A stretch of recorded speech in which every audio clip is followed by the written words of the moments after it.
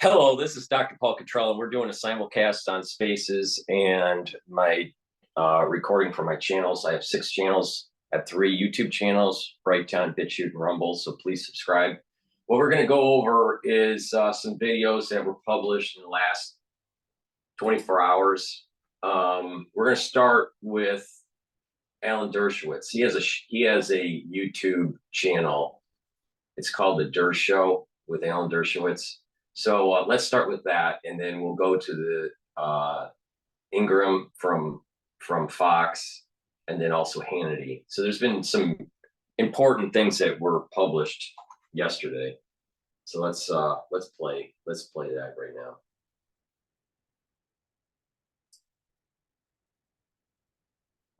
Harvard Corporation did what I expected them to do, repeated their mistake and doubled down. Remember, this is the same board that appointed Claudine to be the president, despite her sordid record as dean of the faculty on free speech, due process, and civil liberties in general.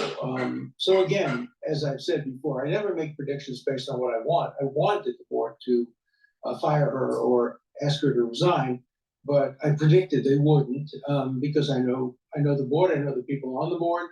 I know how you get elected to the board. My friend Harvey Silverglade tried to run for the board, but he didn't have the kind of institutional support you need to buck the authority, so he didn't get it. So there's no one on the board, I think, who I would say today is a genuine a civil libertarian. We'll get back to Harvard's decision a little bit. I just wanted to comment briefly on this new development in the Donald Trump case. The special counsel has done something I've never seen done in 60 years of practicing appellate law. I've probably done more appeals than maybe anybody in private practice. I could be wrong about that, but I have done so many appeals. But I've never seen the side that wins appeal. So let's remember what happened in this case. Jack Smith won in the trial court. What happened is, of course, Donald Trump and his lawyers made a motion saying he couldn't be tried in the District of Columbia for this January 6th crime because he has immunity. He was the president of the United States. He was sitting in the White House when all this happened.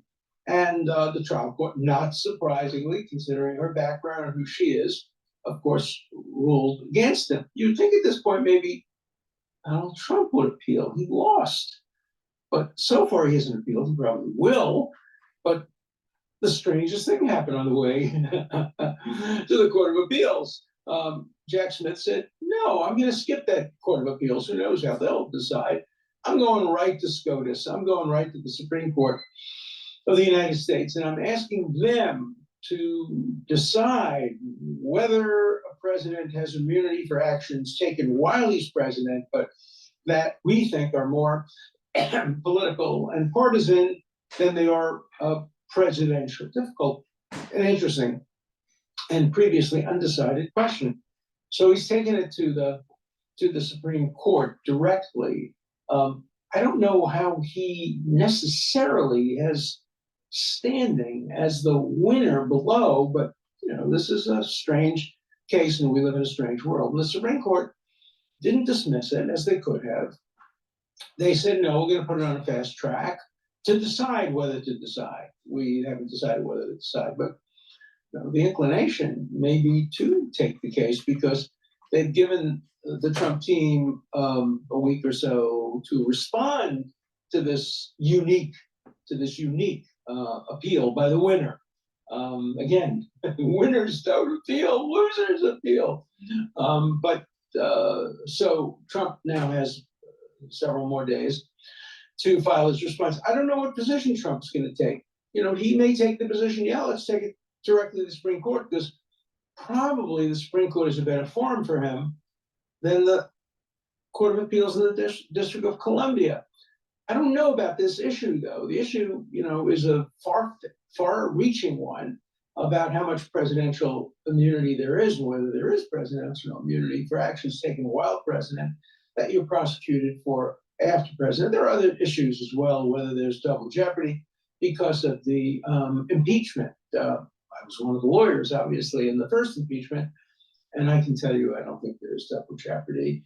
The Constitution pretty much is clear that impeachment, once you're tried for impeachment, you can still be tried afterward for crimes that may overlap with the impeachment. But again, no precedence on this. It could go either way. My prediction is that if the court does decide to decide the case, it will rule that there is no double jeopardy. And on immunity, it will probably rule that it's a factual matter. It depends on the facts of the case. It depends on the nature of what he was doing and whether it was presidential or not. Just to make it clear, because I didn't mention it in the video, I'm letting him continue with this Trump thing before we transition to the Harvard, because they're related. And that is that you have an establishment, this deep state, and the national security state that's trying to prevent Trump from running. They're trying to discredit him and his followers. And they spin it as it's some sort of right-wing, thing, right-wing conspiracy and all this, and, but the reality is there's this battle between conservatism and ultra-liberalism. And one of the fault lines, one of the front lines of this battle for America is this election is coming up in 2024. So, but, how did this all start? Well, it all started with this whole woke agenda and this push for communism in these schools. There's a Marxism that's taking place here. And maybe I'll do a show with a recording with Miss Taiwan. I talked to her yesterday, and she was depressed that Claudine Gay wasn't kicked out. She really thought that she was going to get kicked out, but there is a deep worry of like a Maoist takeover that's taking place in America slowly. There's this cultural revolution that took place in China. It's very similar to this whole wokeism that President Gay is promoting. So they're related. These things are all related. That I had an experience with this back when Jimmy Carter was president. So I was the lawyer for Anatoly Sharansky, now known as Natan Sharansky. He was at that time the most famous political prisoner in the world, and he was subject to the death penalty for spying to the United States. And he didn't spy for the United States. And I came up with this idea to put an ad in the New York Times every single day indicating how many days he's been in prison without a trial. And I wanted the first each ad would be signed individually by a person on a given day. So say on day 6, it would be Anatoly Sharansky is now serving the 6th day in prison. I wish him justice and good luck, Alan Dershowitz. And I would pay for the ad, $1,000 or whatever it would be, $800. It was a small ad. And so I called my friend who was counsel to Jimmy Carter, my former student, Stuart Eisenstadt.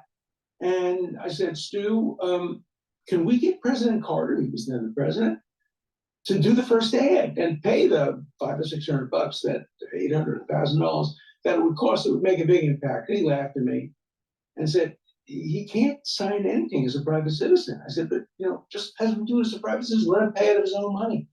He said, no, when you're president of the United States, there is no such thing as a private act. Anything you do is as president. You are president 24/7 for as many years as you are in office, from the moment you're sworn in until the moment your successor is sworn in. There is no such thing as a private act. And so he was very sympathetic, particularly Stuart, who was very supportive of Natan Sharansky, and is now a friend of his, as we all are, said no, the president could not do that because the act would be a presidential act, not a private act. Now, I don't know whether the court is going to go along with that or say no. What happened on January 6th was not presidential. It was anti-presidential. Of course, it was many respects. Of course, it was presidential. I mean, he made the decision where to post troops as president. When he spoke, before he told people to go down.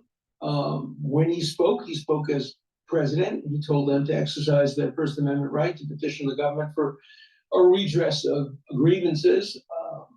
Obviously, if he had told them to commit crimes and go into the Capitol, that would be a very strong case for it not being presidential. But if it was just, if he was honestly, if mistakenly, trying to enforce the law, which he believed he could enforce, namely that the vice president has the power to send it to Congress and not just count the votes, he's wrong about that. But if he believed it honestly, would that be a presidential act or not? It's going to be an interesting case. I'm not going to make a prediction. If I were forced to make a prediction, I would say probably they will say at least some of the actions taken that day were not covered by privilege. But we'll wait and see.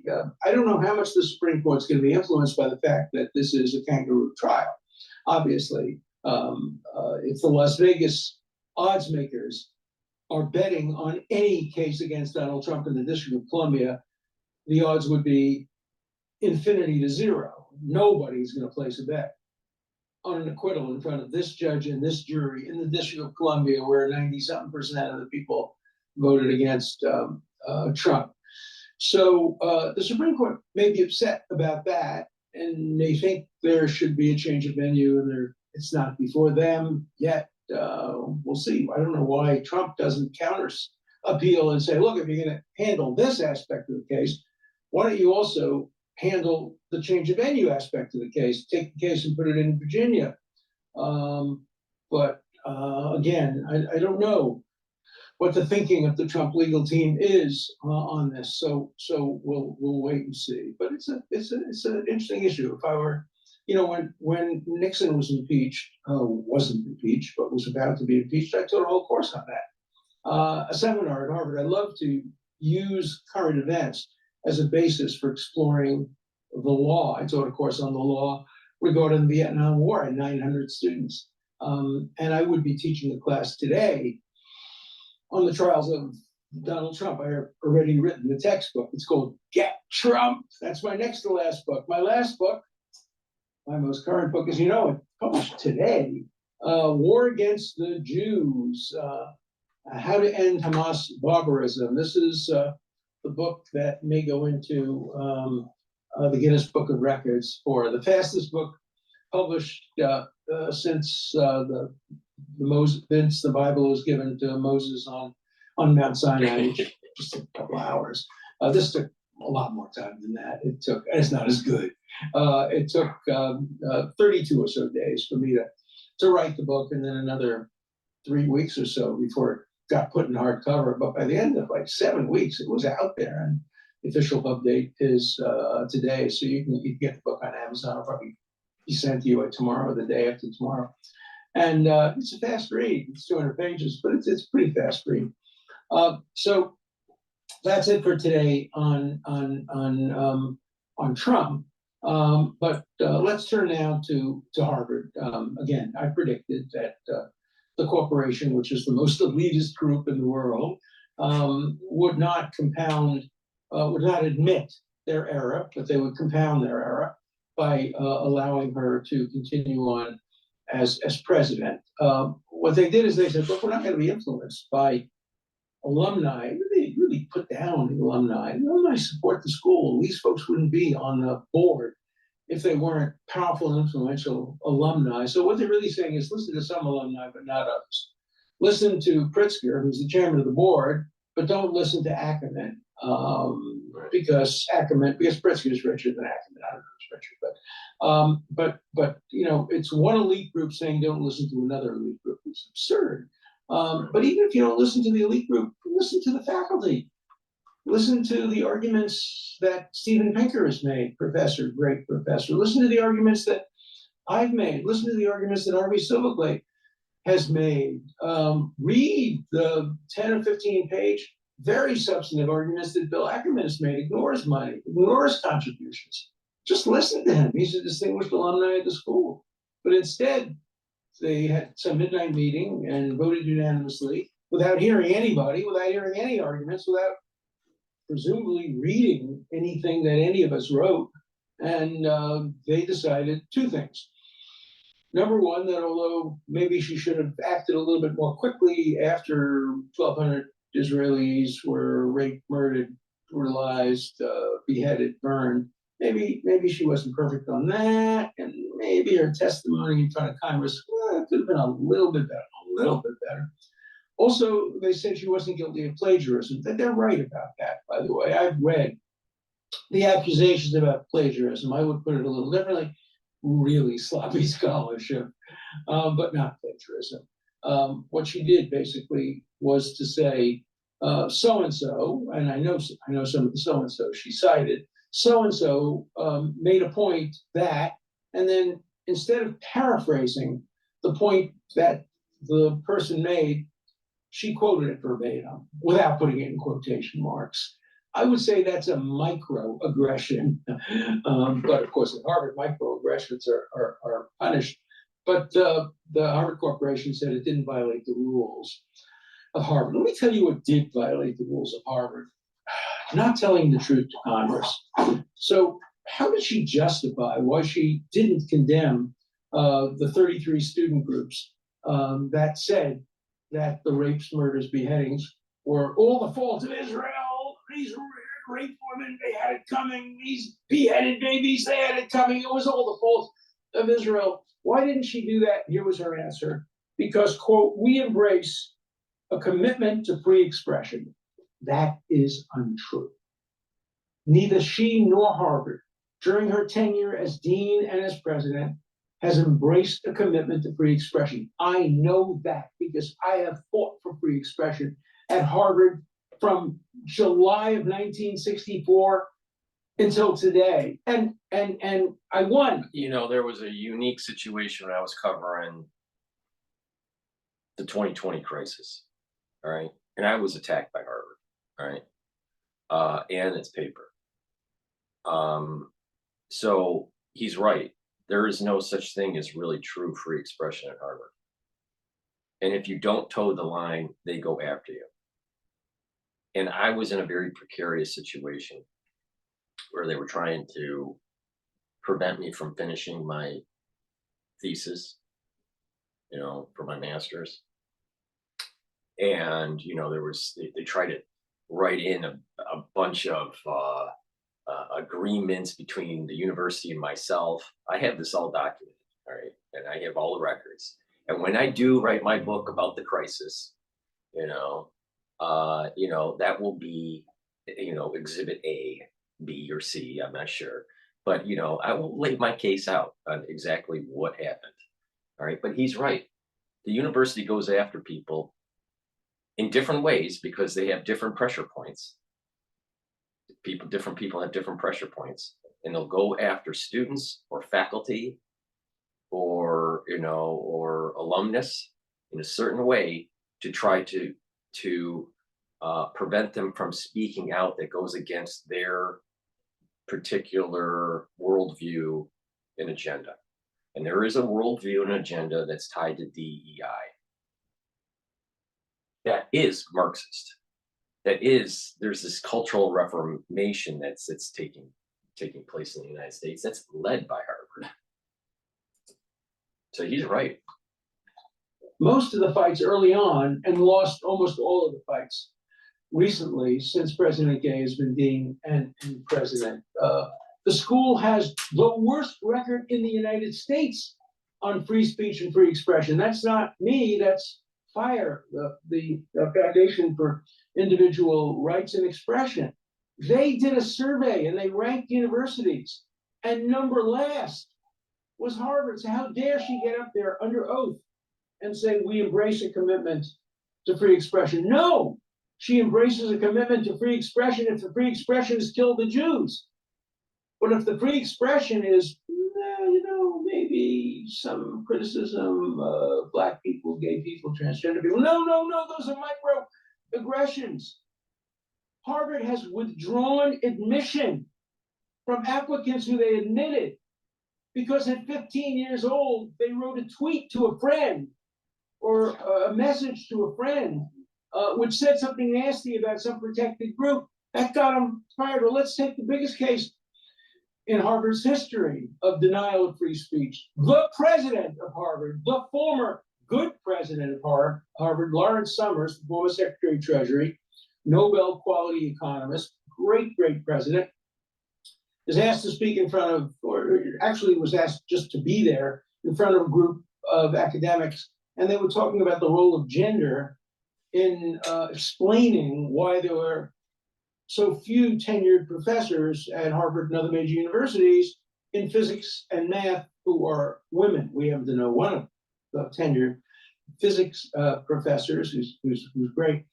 And he speculated about the possibility that maybe there are some genetic differences that make men more adept at physics and math and make women more adept at other subjects. I don't know if that's true or not. My wife was a neuropsychologist, Ph.D. She thinks it's true. Well, at least there's some truth to it. It's a scientific issue to be debated. Not at Harvard. No debate. You're fired. You're out. There was a great cartoon that showed Larry Summers on his hands and knees begging for his job to the corporation, saying, no, I didn't say women are not good at math. I said Israel is an apartheid genocidal state. Now can I get my job back? No, he didn't get his job back. So if a president can be fired for speculating about gender differences, by the way, lectures have been canceled because people have said there are gender differences, that sex is not a continuum, that there's a straight line. There are men, there are women. There are obviously some. This issue is not just happening at Harvard. I saw it in sociology class for my pre-med at Fordham University. And it was contentious. And, unfortunately, there were more females in the room than males. So it became very, heated. And you had a very liberal female professor, tenured. What was interesting is that there were many pre-med students in that class. That class was more of a general requirement. So some pre-med students had to take it for their entrance into medical school, and others were taking it as a general requirement for their other degrees at Fordham University. So I was doing a post-bac. It's called a post-bac over at Fordham, for my pre-med. And I'll tell you, they were this was probably 2018. I think I took the class, maybe 2017. And it was, you have a younger generation that has this idea that there are zero differences between males and females that leads to, unisex bathrooms. At that time, there was a big debate if they were going to have unisex bathrooms put into the university. Now, you got to remember, Fordham University is a conservative school. It's a Jesuit school. It's conservative. It's now way near as liberal as Harvard. But there were inroads because certain powerful and persuasive faculty members push an agenda. And you get enough of them, and over time, the student body ends up becoming woke. I saw it at Fordham.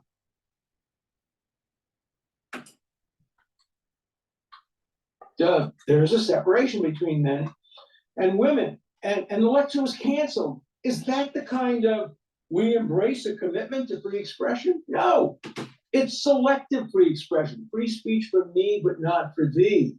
Worse, safe zones for some, but not for others. President Gay has been instrumental in promoting and strengthening the DEI program, DEI, not DEA, DEI program, diversity, equity, and inclusion, which means non-diversity, lack of equality, and exclusion. It's a word game, it's Orwellian. But she's been instrumental in that, and that has been instrumental in denying people free speech. And also, it's been the incubator for anti-Semitism at universities all over the world. Why? Because DEI is based on the concept of intersectionality, which divides the world into two groups, the oppressed and the oppressors. And of course, Jews are the oppressors, and Palestinians and blacks and gays are the oppressed. So once you're categorized as the oppressor, you have no rights. Once you're characterized as the oppressed, you have all the rights in the world. And part of the whole DEA woke cancel culture program has been what's called safeism. Safeism. And that's something that President Gay has championed safeism. If ideas, if words make a black student or a gay student or a woman student or a transgender student feel that they're unsafe. Unsafe from what? Unsafe from ideas, then the ideas can be banned.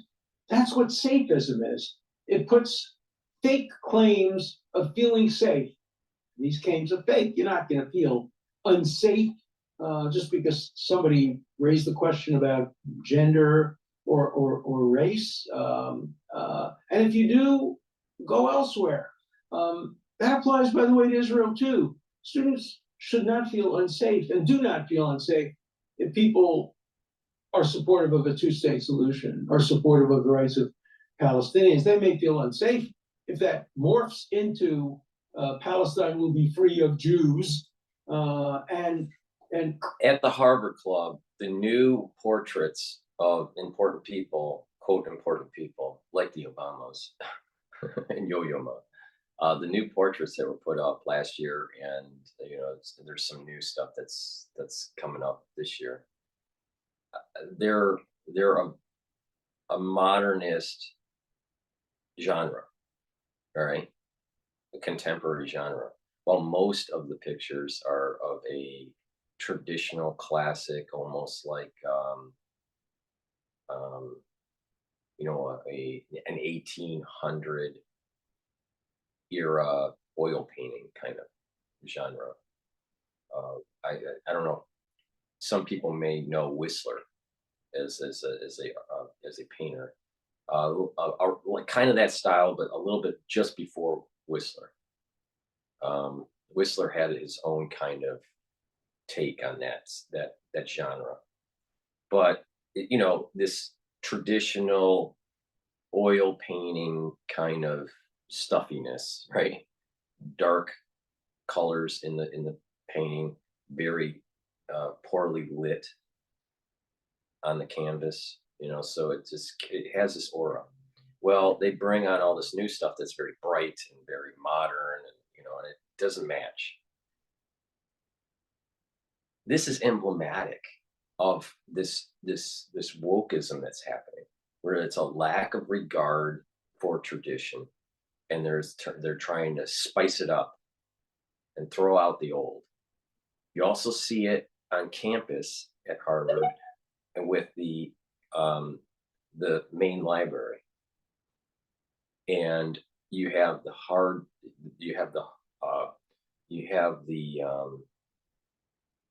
books on the shelf that are all wood, right? You see real books, right? And you have these long tables that are all wood, and the traditional wood chairs that I've spent hundreds of hours in, in the library on the campus. And there's this traditional feeling. The ones that have seen the main New York library at Bryant Park, it has that in the Rose Room. It has that same feeling, right? And I'm pretty sure the Harvard library. I think the Harvard library is older than the one that's in Bryant Park in New York. But the point is that it had this traditional library look. Well, with new buildings being put in, they did away with the books. Everything's digital now. It's periodicals sometimes are printed and put on shelves, but after a month they're taken away, and then a new periodical will come up on the shelf, but you don't see any books. They're all behind in a storage room. So if you need to get the book, actually see the book, if it's not digitized, many of them are digitized now, you have to talk to the librarian and get that book, sign it out. but they're going through this digitizing. So it's moving away from that traditional library. And not only that, just the seating is different. You don't have these old wood and chairs to give you that ambiance of scholarship that's been around for 400 years. What you have is these cushy modern chairs that I used to sleep on when I was on break between classes in the science hall.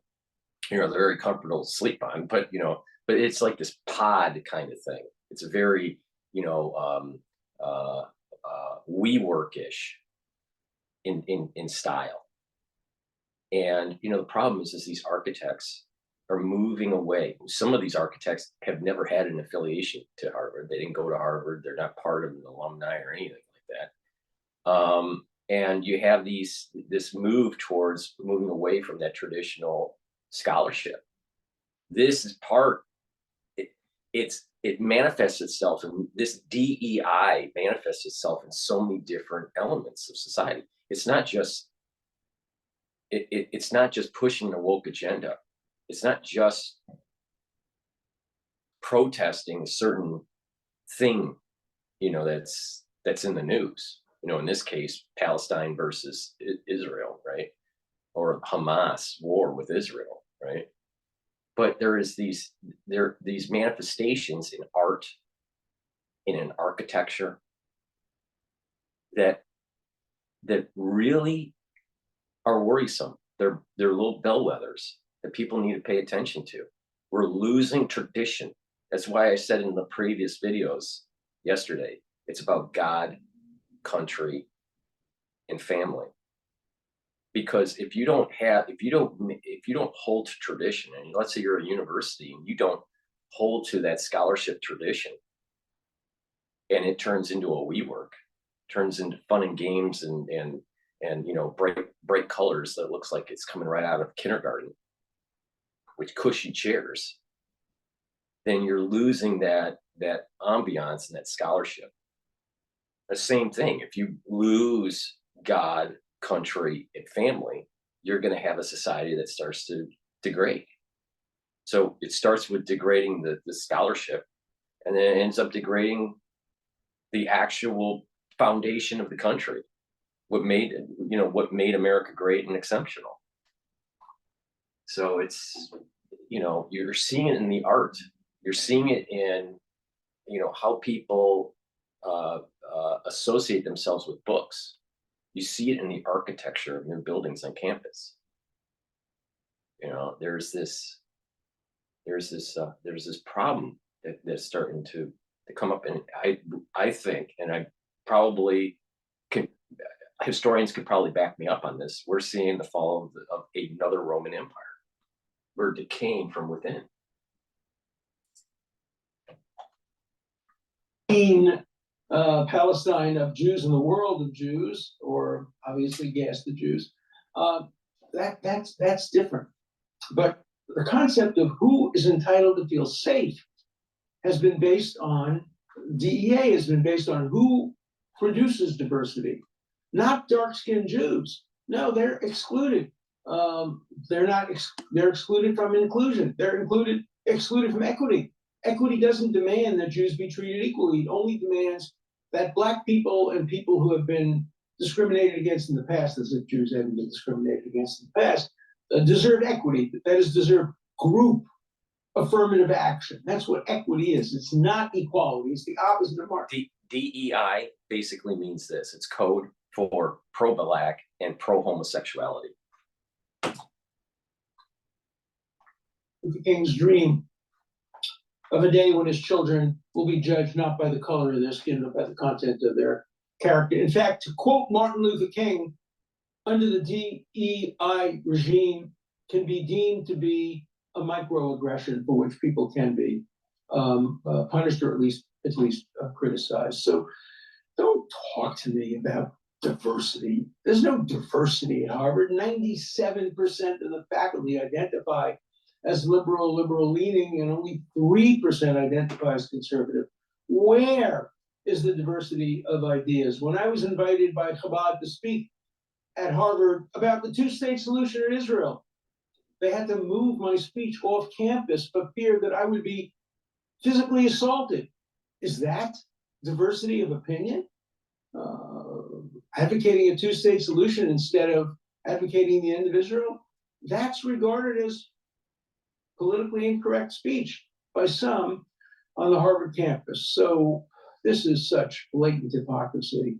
And that's why Gay should not have been allowed to continue on as president, not because of her disastrous testimony in front of Congress alone, not because of that alone, but because of the combination of her refusal to condemn the 33 student groups, and her long history of being on the wrong side of free speech, due process, equal protection. All of these arguments, she's on the wrong side. She's the wrong person at the wrong time in the wrong job. And the corporation of Harvard are the wrong people at the wrong time in the wrong job. And we, who are as much Harvard as anybody on the corporation, 60 years, 10,000 students, have a right to object. I'm a dissenter. I'm a whistleblower.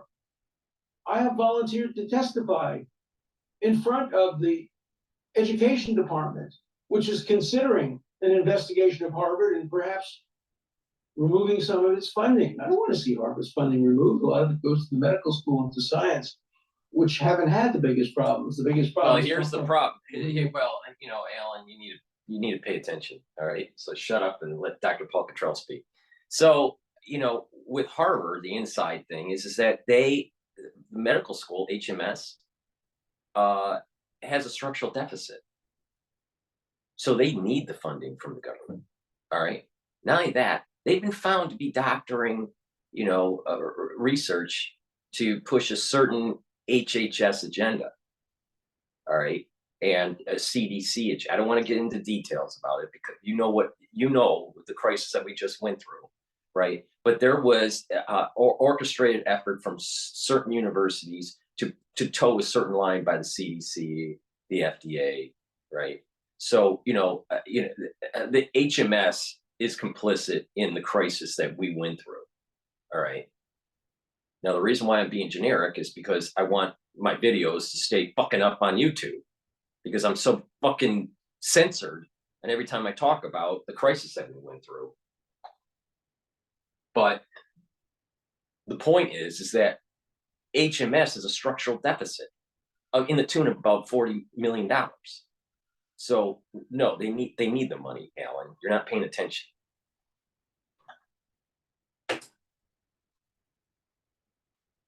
And political science and other subjects which are amenable to propaganda instead of teaching people how to think, telling them what to think.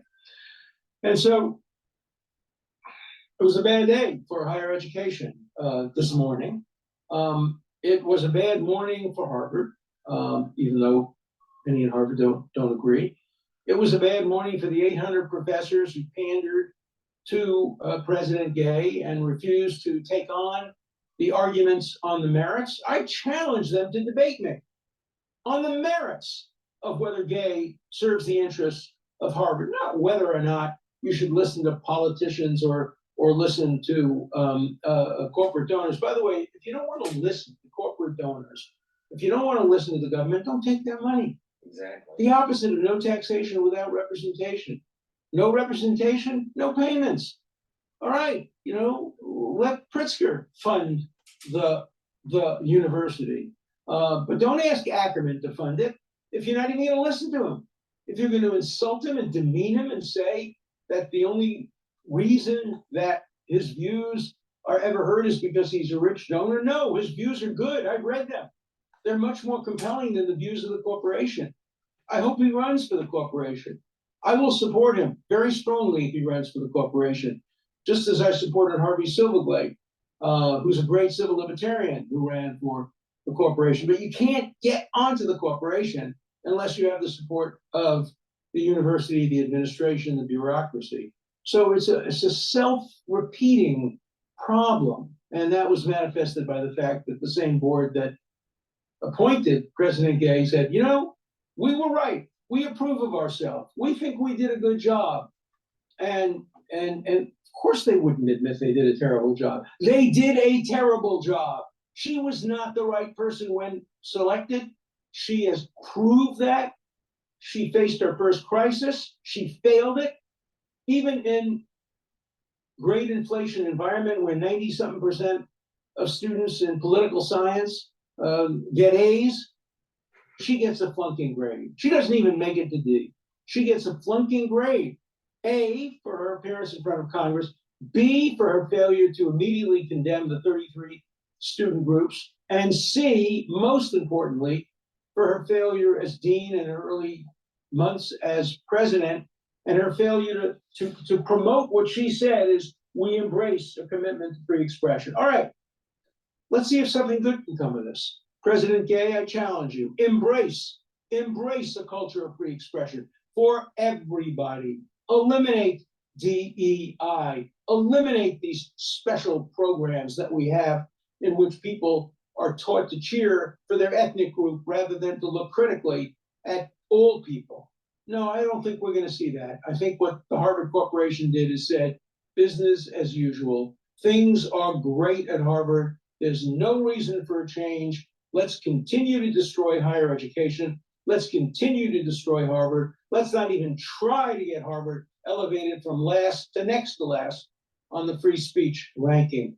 It's a terrible, terrible day for Harvard, a terrible day for higher education, and a terrible day for the United States of America. All right, let's look at some letters. All right, so I'm gonna go to now the next video. Let's see here. This is Ingram, who I know watches my show, by the way.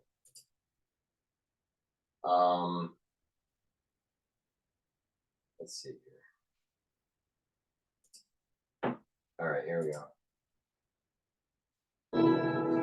Society has rules. And the first rule is you go to college. You want to have a happy and successful life? You go to college. If you want to be somebody, you go to college. If you want to fit in, you go to college. Well, that's what we all used to think, but now our elite universities are sabotaging themselves. They align themselves with so-called social justice activists and race hustlers over maintaining standards of excellence, what they used to be known for. Earlier today, Harvard's governing board announced that Claudine, depends on the context, Gay, would indeed remain as president, and that she's the right leader to address these serious societal issues. But the left just doesn't understand the game that's being played here. They're playing to maintain control of Harvard. The right knows it can never control Harvard, so it's playing for control of the United States. And from the right's perspective, the most important thing is simply discrediting Harvard. And the longer President Gay remains in place, the more Harvard and the other Ivies are going to be discredited. So the right would have won if she left, but the right will win more now that she's actually staying. The people who are the most concerned with trying to replace President Gay are establishment types who actually want to preserve Harvard's credibility. Harvard should listen to those people. By not listening to them, Harvard is giving a weapon to Trump and the populace that's going to last, I think, for a long time. It's Now, not many just times in the future, the these people that are trying to quote save the reputation of Harvard. And honestly, I think the reputation of Harvard went out the window in the 60s. That's my take on it. But it's not just trying to save the reputation of Harvard and what is called the community, the Harvard community, but it's also to save the country, because what's happening is that this DEI mentality, this wokeism mentality across American universities are programming the next generation of leaders in business, in politics, and in science. And if we don't kill DEI is going to kill America. That's what's at stake.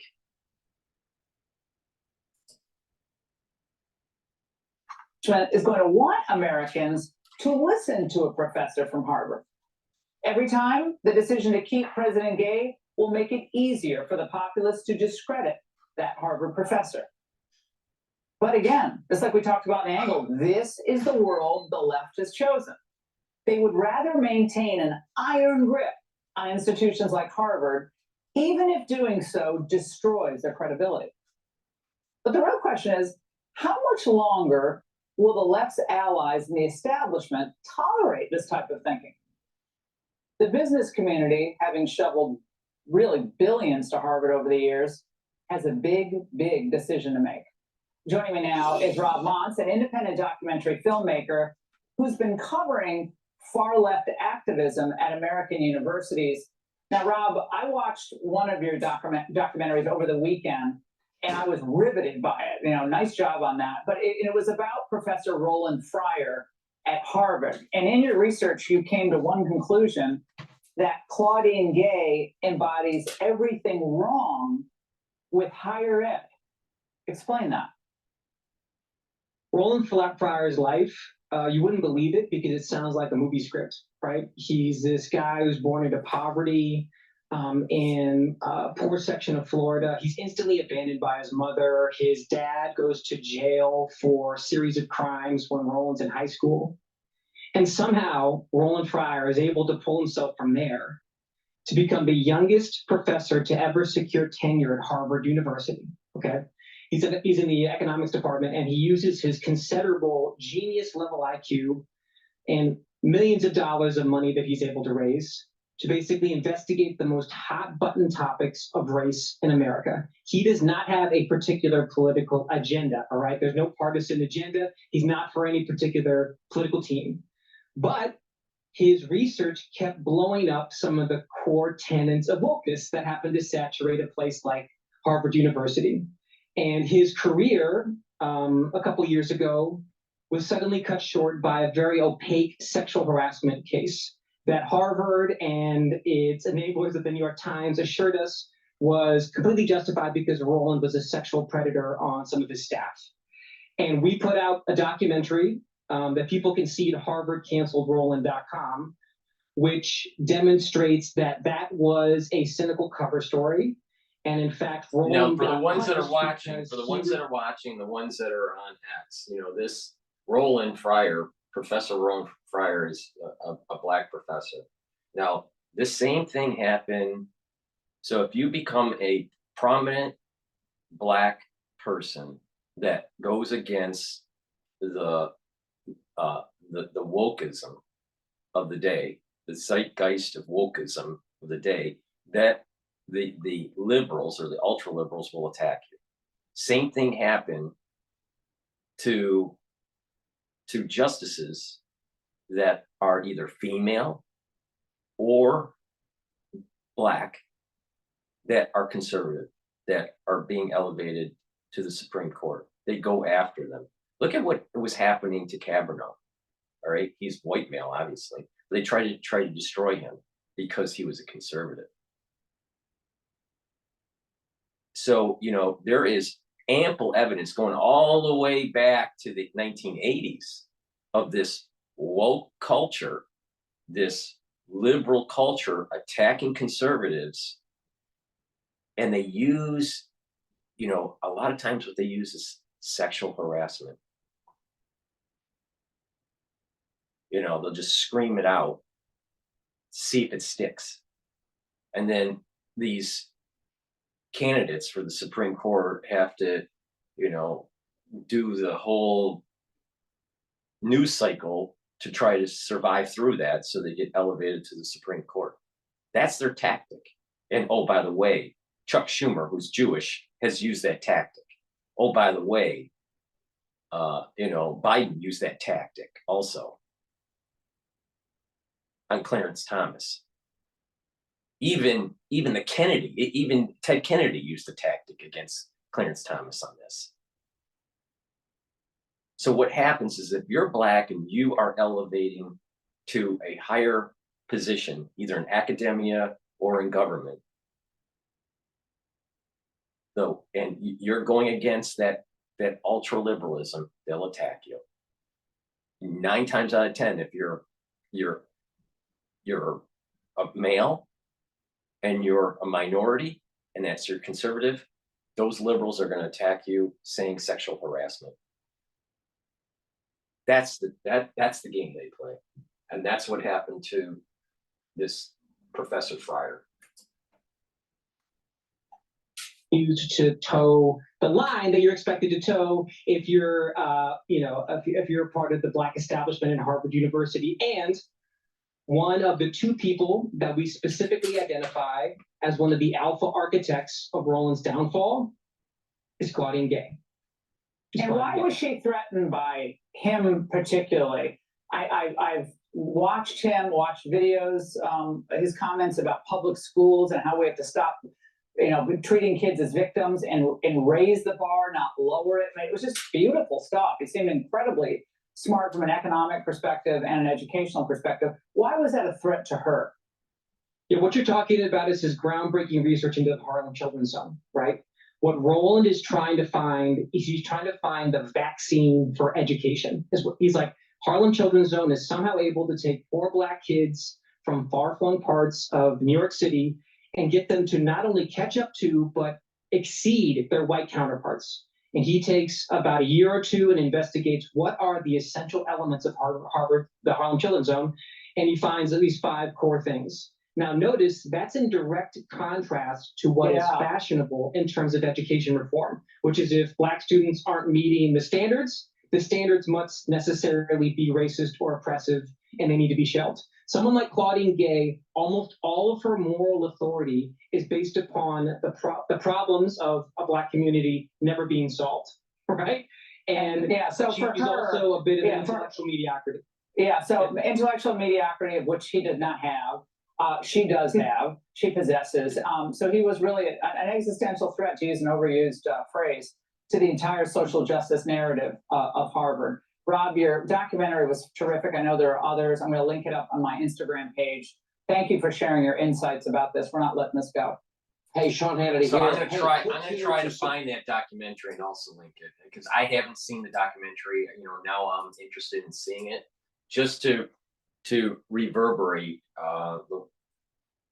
the ones that are watching and the ones that are on X. It's Rob Montz, Monts, in his production. So he does documentaries. His production is called Good Kid Productions. So hopefully you can find that. But I'm going to try to find the link and watch that documentary, and comment about it. Maybe even reach out to him and see if I can do a show with him.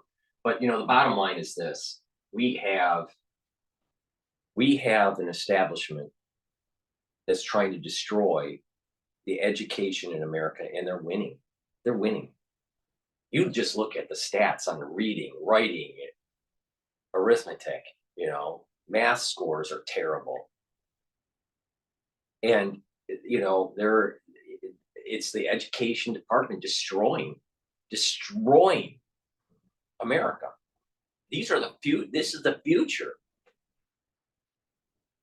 You look at the engineering prowess now that's taking place, and the risks that China's doing in terms of public works, trains and bridges and mass transit and building up cities. They are so much better now than the United States. Now they have there are a quality issue because of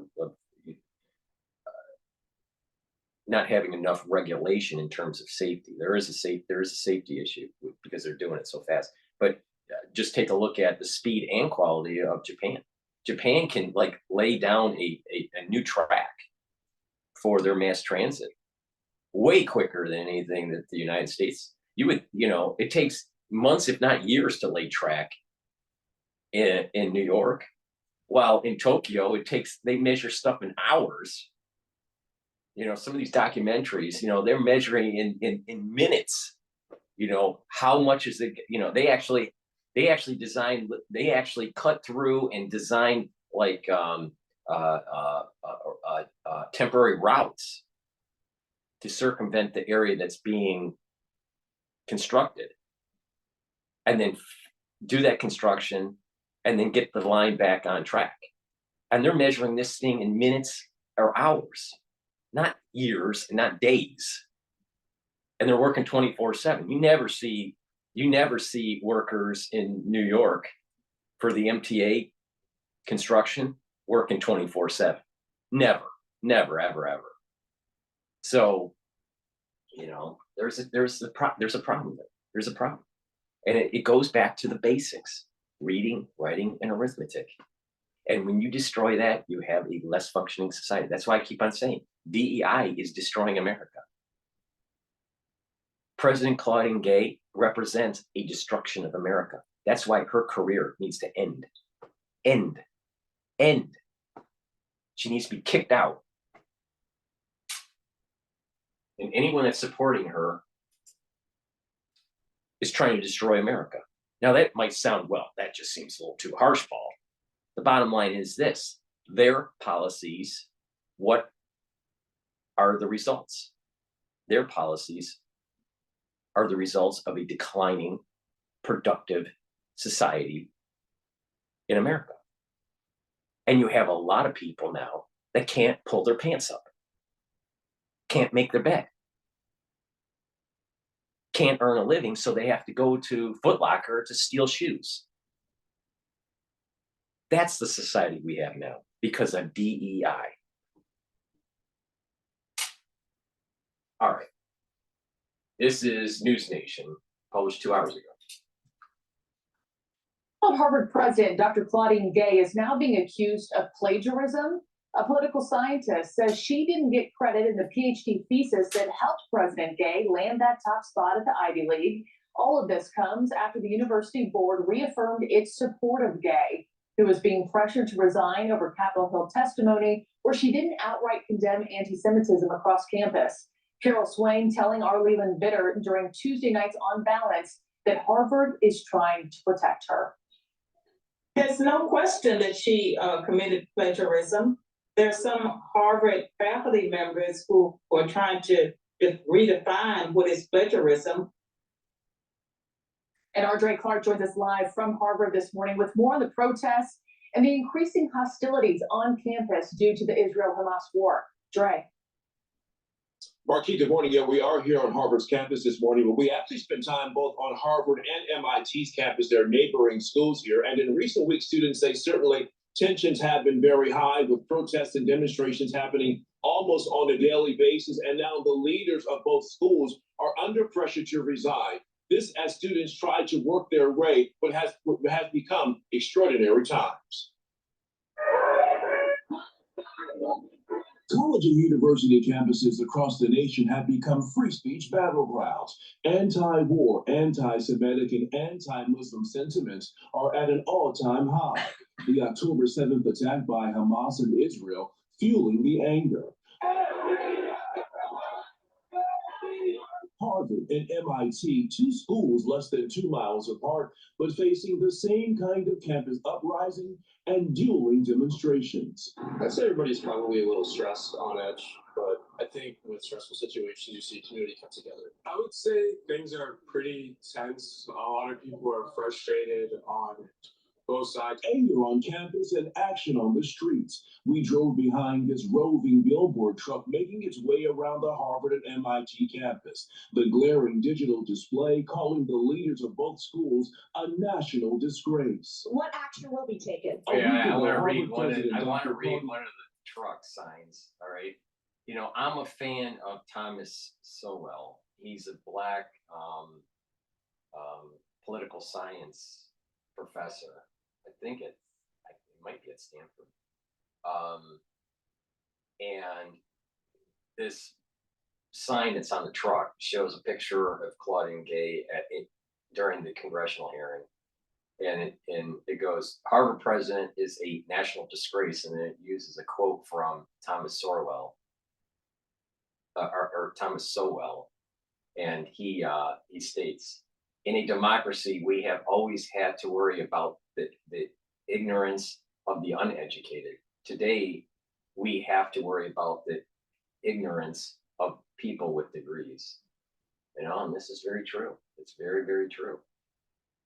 There's an inflection point that has happened in the United States. And I would say that it started in the 1960s, and we're just seeing the aftershock of that.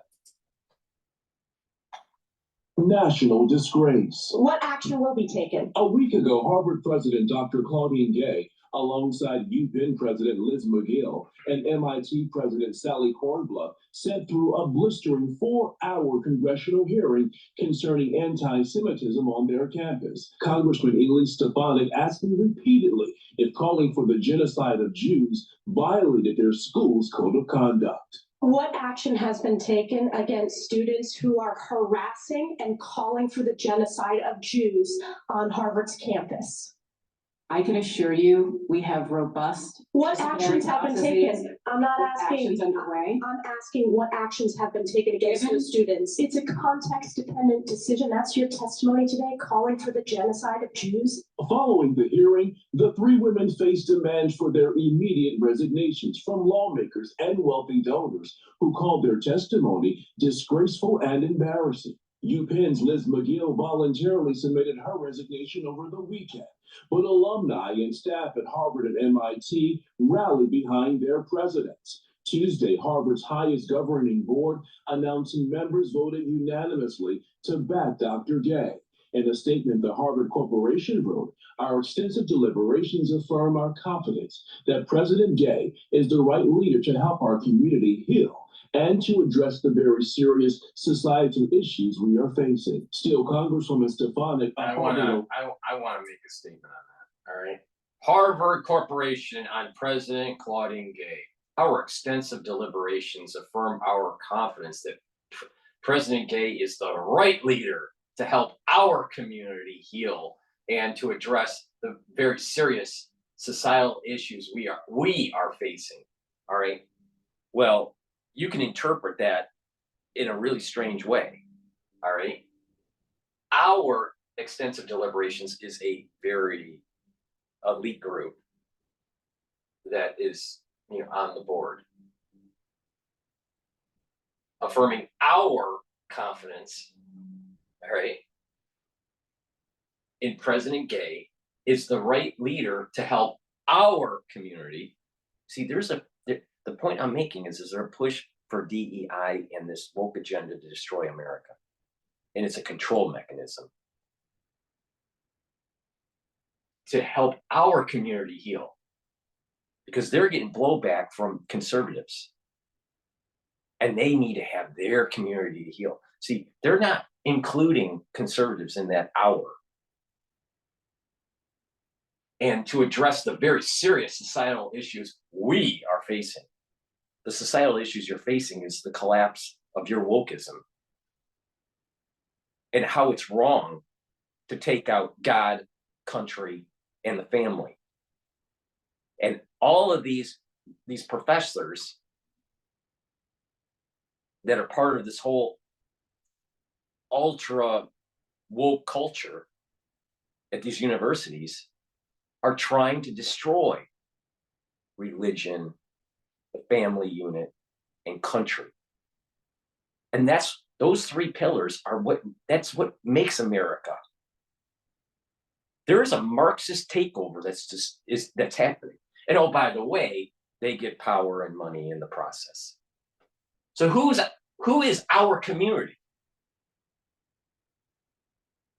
That needs to be teased out. When they say the very serious societal issues we are facing, who's we? What societal issues are you talking about? Are we talking about the general public, which it should be? Or are we talking about how wokeism is getting a spotlight now, and people are starting to wake up, and that conservatives are pushing back, even though we're smaller in numbers in our community? She's a fucking failed leader, and she needs to step down. There's nothing about her that shows leadership skills. You don't have to lawyer up at Congress when you're asked simple questions. That's not leadership, that's hiding. Leaders don't hide.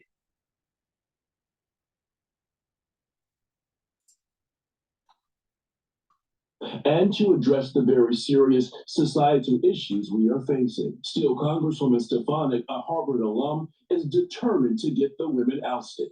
This is a moral failure of Harvard's leadership and higher education leadership at the highest levels. Students say, although the president should have leaned into a more moral point of view on the anti-Semitism issue, it should not be a fireable offense. I think it was a bit of a challenging place to be, and she responded very well given the circumstances. MIT student. Dr. Gay. That MIT student sound like a robot. Now, I took 2 classes at MIT, and I'm not a robot. Maybe if I took 3 or 4, maybe I turn into a robot. President Gay is so smart and such a leader. Don't think, just do what President Gay says.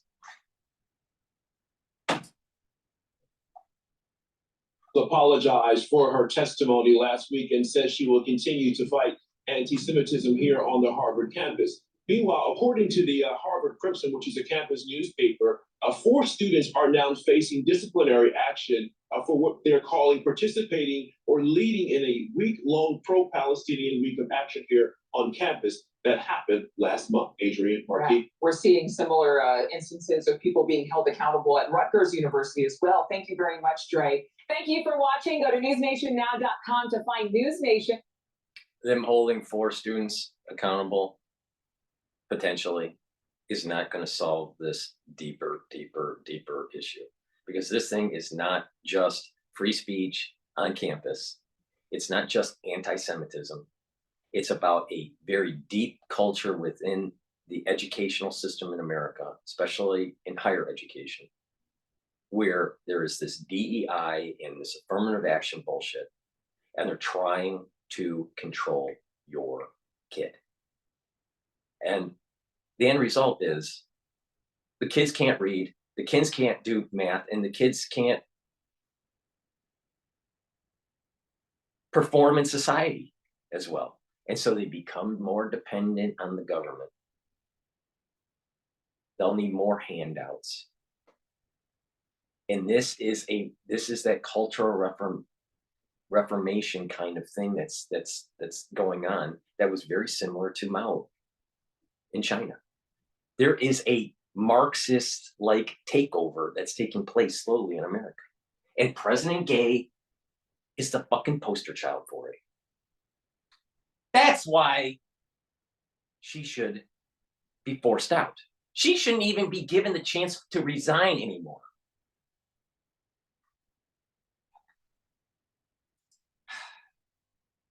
Dr. Phil has something to say about Harvard's president on Hannity.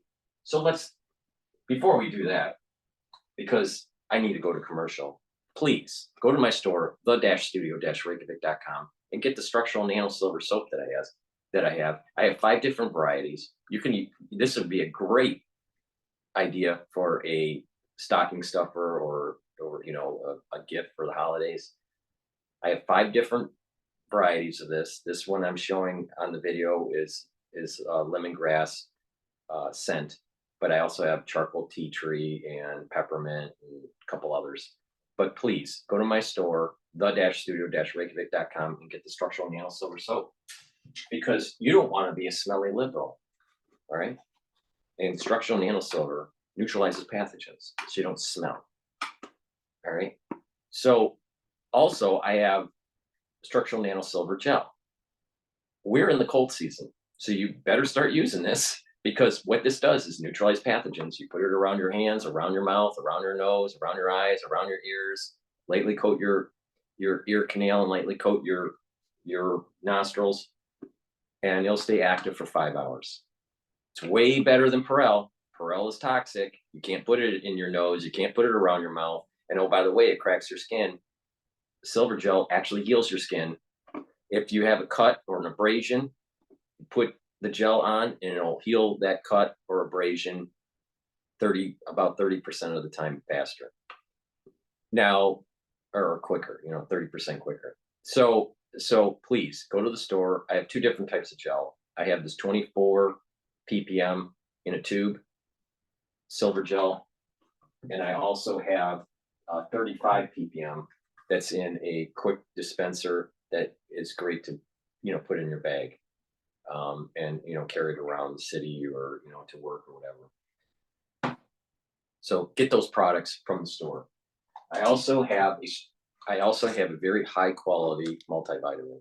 All right, this multivitamin is, the way it's made is easy to digest, and you need minerals and vitamins as cofactors for your enzymes. Enzymes help with the metabolism of different processes.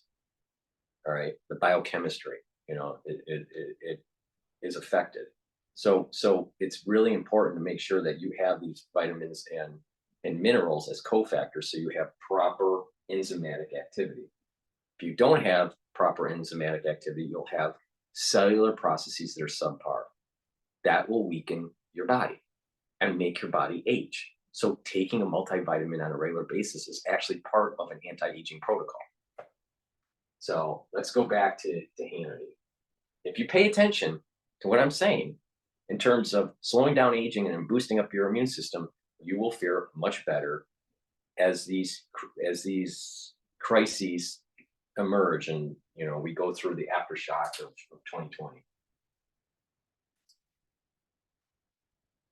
At American University stems, from its cult-like adherence to the binary system of oppressed versus oppressor, and it is the very foundation of communism, and it is what your kids are being indoctrinated into at many American universities. Joining us now with analysis is the author of the upcoming book, We've Got Issues, How You Can Stand Strong for Our Country's Soul and Sanity, the host of the brand new show, Dr. Phil Prime Time, the one and only, our good friend, Dr. Phil.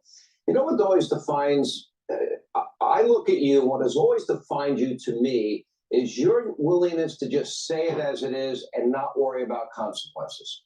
Here you're talking about genocide of Jews. And then, of course, we want to back off, but we apply one standard to different identity groups, but not to the Jewish people. Why? At Harvard and these other schools. Sean, it's really disgusting, and it's so hypocritical to hear Harvard talking about, well, it's free speech. They wouldn't know free speech if it came up and bit them in the ass, because this is something that, as you pointed out, fire puts them 248 out of 248. They had to set up an entire new category for them. They were so abysmal at it. And it's not, they don't do free speech, they do their speech.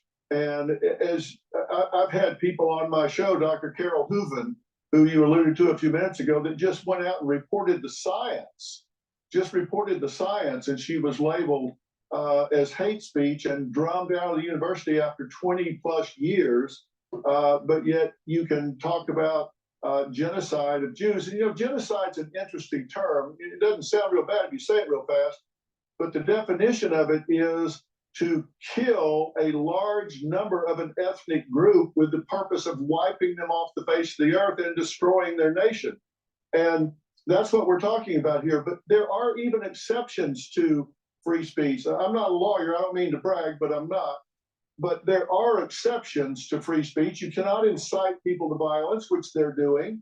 You cannot target someone with specific threats, which they're doing. But still, we're not talking about speech here. We're talking about actions. They're blocking, impeding people's path to their classes. They're going in and disrupting their classes, going into the library and intimidating these students.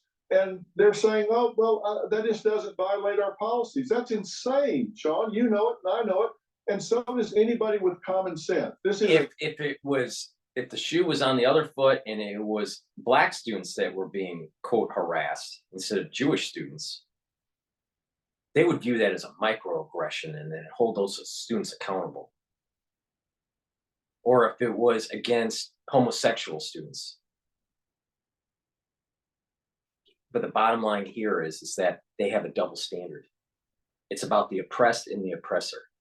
And as long as the oppressor in their eyes is being attacked, it's okay. And oh, by the way, you know who the oppressors are in their eyes? Christians, Jews, white males.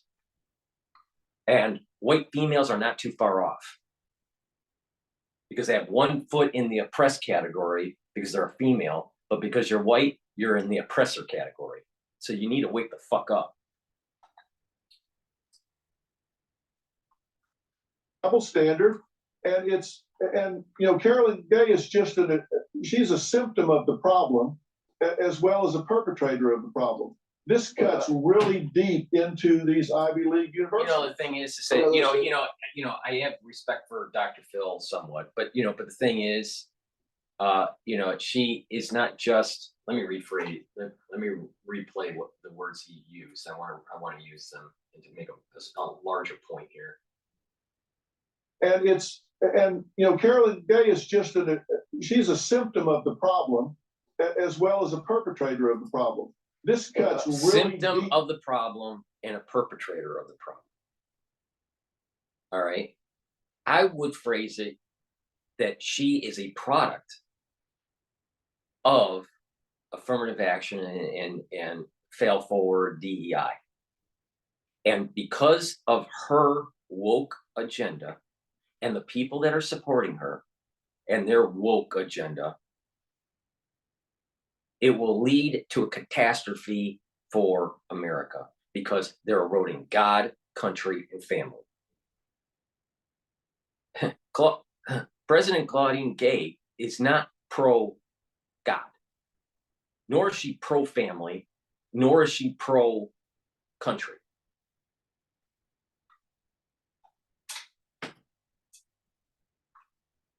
Into these Ivy League universities. There's an interesting editorial in the New York Post yesterday, one down and hundreds to go, that it's not just MIT and UPenn and Harvard. This is now institutionalized, but it's institutionalized in lower grades as well, Dr. Phil. I don't know why all of a sudden we've gotten to a point where educators for kids in grammar school, even in high school, that they feel that their values are superior to parental values, and they feel at liberty to indoctrinate these children into their way of thinking, rather than sticking to the basics, reading, writing, math, science, history, and computers. I don't know, call me old-fashioned, Dr. Phil, but I prefer they educate our kids, not indoctrinate them. Well, Sean, over 30% of our 5th graders and 8th graders cannot read at the most basic level. 19% of our high school graduates can't read. They're getting passed so the schools can get paid, and yet they're wanting to talk about other things, and that is completely absurd. And what's happening here, and it's happening from the primary grades up through college, is you're right. They're running their own woke agendas, and that is absolutely unacceptable. And these people that are counseling these students on these issues, whether they're psychological or medical, don't have training in psychology. They don't have training in medicine. They don't have training in sociology. So they're not trained in any of the disciplines that would qualify them to counsel these students on these issues, and they're excluding the parents. They've known these kids sometimes for 2 or 3 weeks, and they exclude the parents completely. And they don't have the training to do this. They need to stick to what they're trained to do. And most of the teachers, Sean, would prefer to do that. This is getting jammed down their throats just like it is everybody else.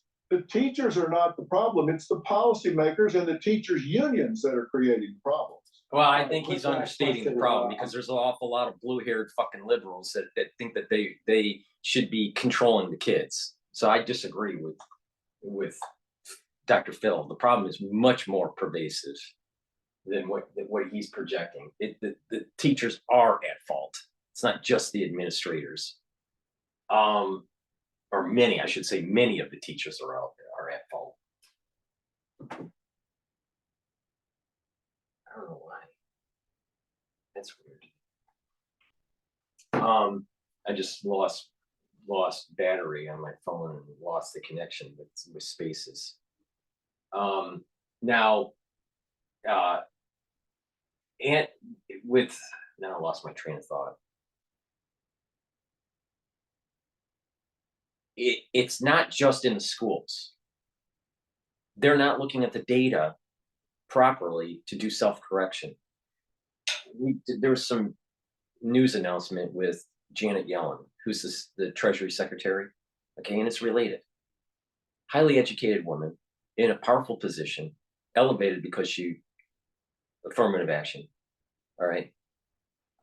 And couldn't read the data that inflation last year was not transitory and that it was going to be more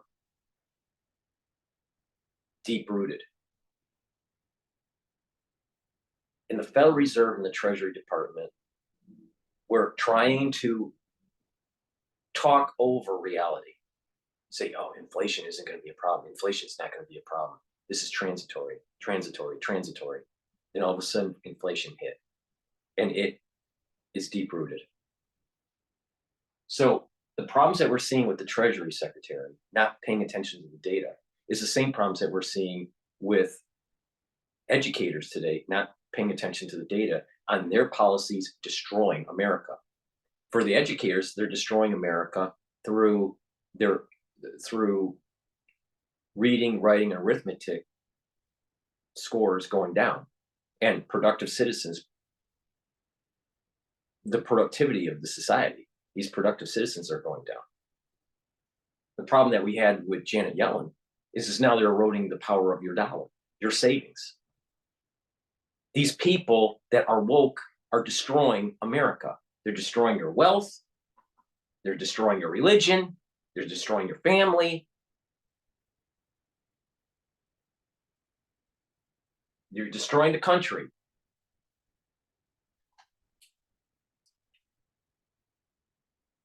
You're coming back on TV. Where can people find your new show? Well, it's Merritt Street Media, and we're going to be launching at the end of February. And I'm going to be asking you to be part of this. You and I have been friends for a long time, and we've got an awful lot of common thoughts. And I'm sure we'll be crossing paths as we go along your show. And I appreciate I'm on your you guest speak on list this today. You got to aim higher. If I'm on the list in the beginning, you got to go a little bit higher. I'm sure you can get better people, but we're glad to have you back. It's been a while. We appreciate it, Dr. Bill. You're a good man, sir. God bless you. All right, appreciate it. Coming up, is Biden turning his back on Israel? You're not going to believe what he told Prime Minister Netanyahu. Plus, the FBI warning of a heightened threat to public safety this holiday season. I wonder if Joe's 8 million unvetted. Now we're going to go to a Harvard alum, Ted Cruz. He's going to talk on Fox News, but let's do a commercial, even though I had problems with spaces. Magnesium and zinc. It'll boost up your immune system. We're in the cold season. Get some magnesium and zinc from my store, the-studio-reykjavik.com. If you're sick, take a double dose. It'll help to boost up your immune system. I have lozenges and drops. All right. I have sweet menthol lozenges in a 20 count. I also have them in green apple, and I have 100 count honey and lemon drops. I also have them in blueberry. This one happens to be honey and lemon, but the blueberry, they're both in 100 count drops. The drops are smaller than the lozenges, and that's the reason why there's a larger count. Lignans, really important to boost up your immune system. This will help to get that immune system at a higher level to be able to fight cancer. All right. CD8 positive cells and natural killer cells are really important to fight cancer. So you need a boosted up immune system. Lignans will help to boost up that immune system. It also helps with hormonal health for males and females. Take this every day. It'll improve your health and be part of that anti-aging protocol and boost up that immune system. I have partnered up with Rainbow Herbals, and we've created these bars that are for males and females. These are deodorant bars. They have a citrus scent or a peppermint lavender tea tree scent. They are made from essential oils from the Himalayas, extremely high quality ingredients. They're so high quality ingredients that not only will this be used as a deodorant, but if you're using this every day, it's going to help to detoxify your body. And by detoxifying your body, you're going to be healthier. So this is actually going to improve your health, and you're using it as a deodorant. So you're killing bacteria, you're smelling good, right? And you're detoxing. Now, I'm willing to bet that you can't do that with Speed Stick.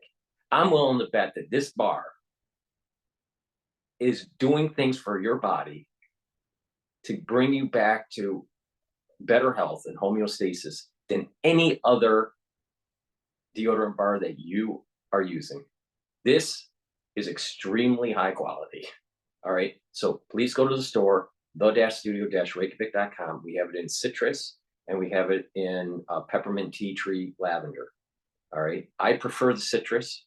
Some people, like peppermint and lavender smell, but I prefer the citrus. So these bars are extremely high quality. Please go to the store, the-studio-reykjavik.com, and get a couple of these bars. They're great as gifts. It's for males and females. They'll improve your health, and you're using it as a deodorant. So it's a dual purpose product. I like offering products that are high quality that have dual purpose. That way you see multiple benefits and you get more for your money. All right. But I have extremely high quality products. All right. I can't emphasize that anymore. It's they're extremely high quality, but there is a price for that.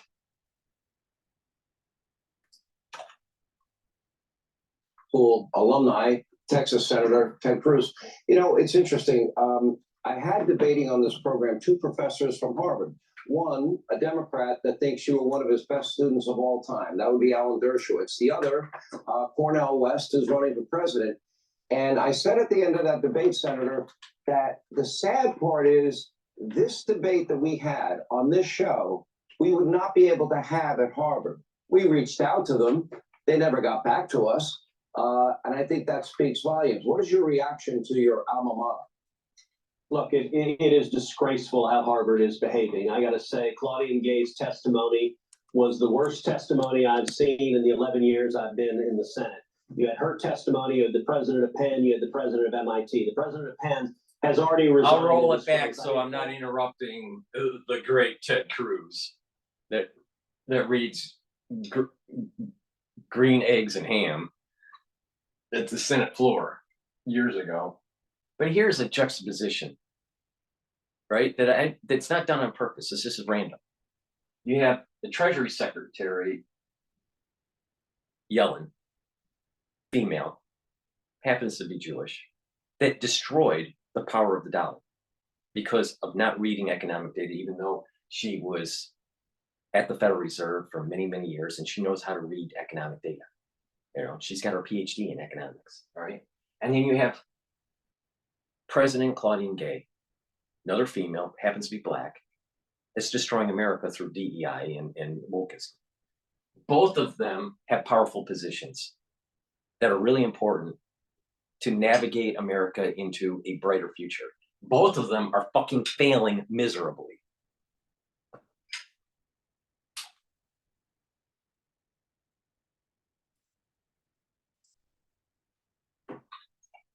Was the worst testimony I've seen in the 11 years I've been in the Senate.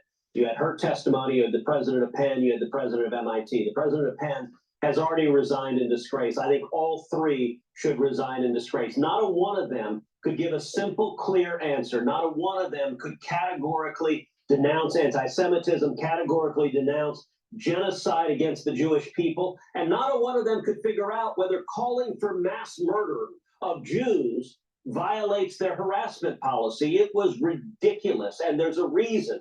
Why did Claudine, listen to all of these people defending Claudine Gay? Well, she was surprised. What do you mean she was surprised? The entire topic of her testimony was on this, and the reason she gave that answer is that she sides with the protesters. She is a radical leftist. She is a cultural Marxist. You talk about my book, Unwoke, How to Defeat Cultural Marxism.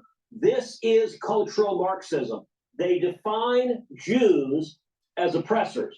They define Palestinians as victims. And the cultural Marxists support the violent revolution of the victims against the so-called oppressors. And the result is because the three of them are leftists. And you come to my show because Dr. Paul Cottrell has unique perspectives on things. Now, there are some people that watch this show and some people that don't, that hate Zionists, all right? You know, and a lot of them don't even know the definition of Zionism, all right? Because Zionism wants to erode orthodoxy and secularize Jews. So that's a problem. And I believe that Jews should be observant Jews, right? So, you know, so I'm not a supporter of quote Zionism. I'm actually, but I do believe this, that what was written throughout thousands of years ago, and that covenant with God is never ending, and that Israel is going to have its land in its full possession that's inscribed in the Torah. That means the West Bank, that means Jerusalem, that means parts of Jordan, that means parts of Syria, that means parts of Lebanon. That also means parts of the Sinai Peninsula. There's some interpretation to leave the Gaza Strip alone. So let's give the Palestinians the Gaza Strip, and there's your two-state solution. But get the fuck out of the West Bank. Because this is a covenant with God. This is not a determination from the UN, and it's not some sort of Westphalian negotiation for some sort of homeostasis. This is a covenant with God for thousands of years. And the Temple Mount is going to be rebuilt, and the Dome of the Rock is coming down. That's the reality, and that's what I support wholeheartedly for my whole life, and nor will I change that. You know, but that's not Zionism. So people need to like kind of pay attention to like, you know, what, you know, these people that are going against Jews. Now, by going against Jews, and especially, you know, focusing on the Zionist thing, you're actually playing right into the oppressed and the oppressor. So here you have people that are anti-Zionists, that are from the conservative side. What I would consider them part of the conservative side. You have a conservative group that doesn't like wokeism, doesn't like the DEI. They don't like what's going on with the destruction of God, country, and family. So they're part of that conservative movement, but they're anti-Zionists, right, and anti-Jewish, right? And have elements of anti-Semitism, and think that there is this power elite, you know, that's ruling the world, that's Jewish, right? That's their perspective. They're playing right into this oppressed and oppressor crap that President Gay is promoting. So by being an anti-Semite, but a conservative anti-Semite or anti-Jew or anti-Israel conservative, you're playing right into the oppressor and the oppressed. And it's the same, like I said, these people that don't disentangle themselves from the crazy liberals, you're going to get cursed. It's the same people that couldn't get out of their mind that there was a V and a CV that caused the crisis in 2020. And they didn't want to go to the root cause and shut down the nefarious laboratory activities that were happening in the national security state around the world. You're playing right into it. And like I said, the dark cloud is coming. The dark cloud is going to get worse on the ones that don't change their behavior. And it started on December 1st. Now I'm seeing it play out. The conservative people that are anti-Israeli, anti-Jewish, that are playing into the oppressed and the oppressor, even though they think that they're not in line with President Gay. See what I mean? If you don't disentangle yourself, you're going to get eaten. You're going to get eaten by this whole liberalism. And the ones that separate themselves from it, they'll get blessed. The ones that stay in it, even if you're conservative, you're going to get cursed. For the Hamas terrorists, it is disgraceful And I got to say, at Harvard, you are seeing Jewish students being harassed, being threatened. At MIT, you're seeing Jewish students afraid to go to class. And these leftists are unwilling to stand up and defend their students. She should resign. And I got to tell you, I think there are thousands upon thousands of Harvard alums who are horrified at the behavior of the institution right now. You know, we often talk, Senator, about identity politics. What if the genocide of, and then fill in the blank, had to do with a particular race or a particular sex, or against anyone in the LGBTQ community? Or what if genocide of a person with gender identity issues? Or what if it was genocide against people that believe in Islam? I think there'd be a very different reaction on campus. So Look, the students again, would it be gets expelled immediately. If you called for genocide of any of those groups whom the left defines as victims, you would be expelled immediately. But because they view Jews in the context of Israel as oppressors, you're allowed to abuse them. Look, USC banned a Jewish professor Here's the from coming problem. on Even campus. the conservatives are falling into this oppressor-oppressed trap by spewing anti-Zionist rhetoric, anti-Jewish rhetoric. So it's not just the ultra-liberal. There are conservatives that are aligning with the ultra-liberal. And this is what I'm saying about when it comes to God and that higher intelligence that's revealing the fallacies of people. It's playing out in real time. I am the most accurate in covering this than anybody. Anybody. The perspective is what I'm saying is so profound. Now, if you were to grade the problem, there's much more problem with these ultra liberals than the conservatives that have slightly aligned themselves with the ultra liberal. But these conservatives that are slightly aligning with the ultra liberal, with this whole anti-Zionist movement that's happening on Spaces and on X, all right? Well, you're part of the problem. And if you don't self-correct, if you don't become a better person and realize that, and that you're part of the problem, you're going to get cursed. And the degree of curse is going to be based on the degree of how you align with the ultra-liberal. But it's becoming and the thing is, the sad thing is, it's not just with some of these anti-Zionist and anti-Israeli rhetoric isn't just non-Jews. It's also in the Jewish community, especially the ultra-liberal Jewish community, all right? And they align themselves. So, you know, it's muddied. That composition of this, of the wokeism, right? There are some conservatives that are in it. There's some Jews that are in it. So it's not so clean cut. But everyone needs to look in the mirror and see that everyone's at fault and you need to improve to make the world a better place. You think DEI is actually good for the world in America? It's not. If you're honest with it, you look at the data. If you're going to be data dependent, DEI and affirmative action and the changing of you know, this relationship between student and the state, the government, has been a failure for these students. Absolute failure.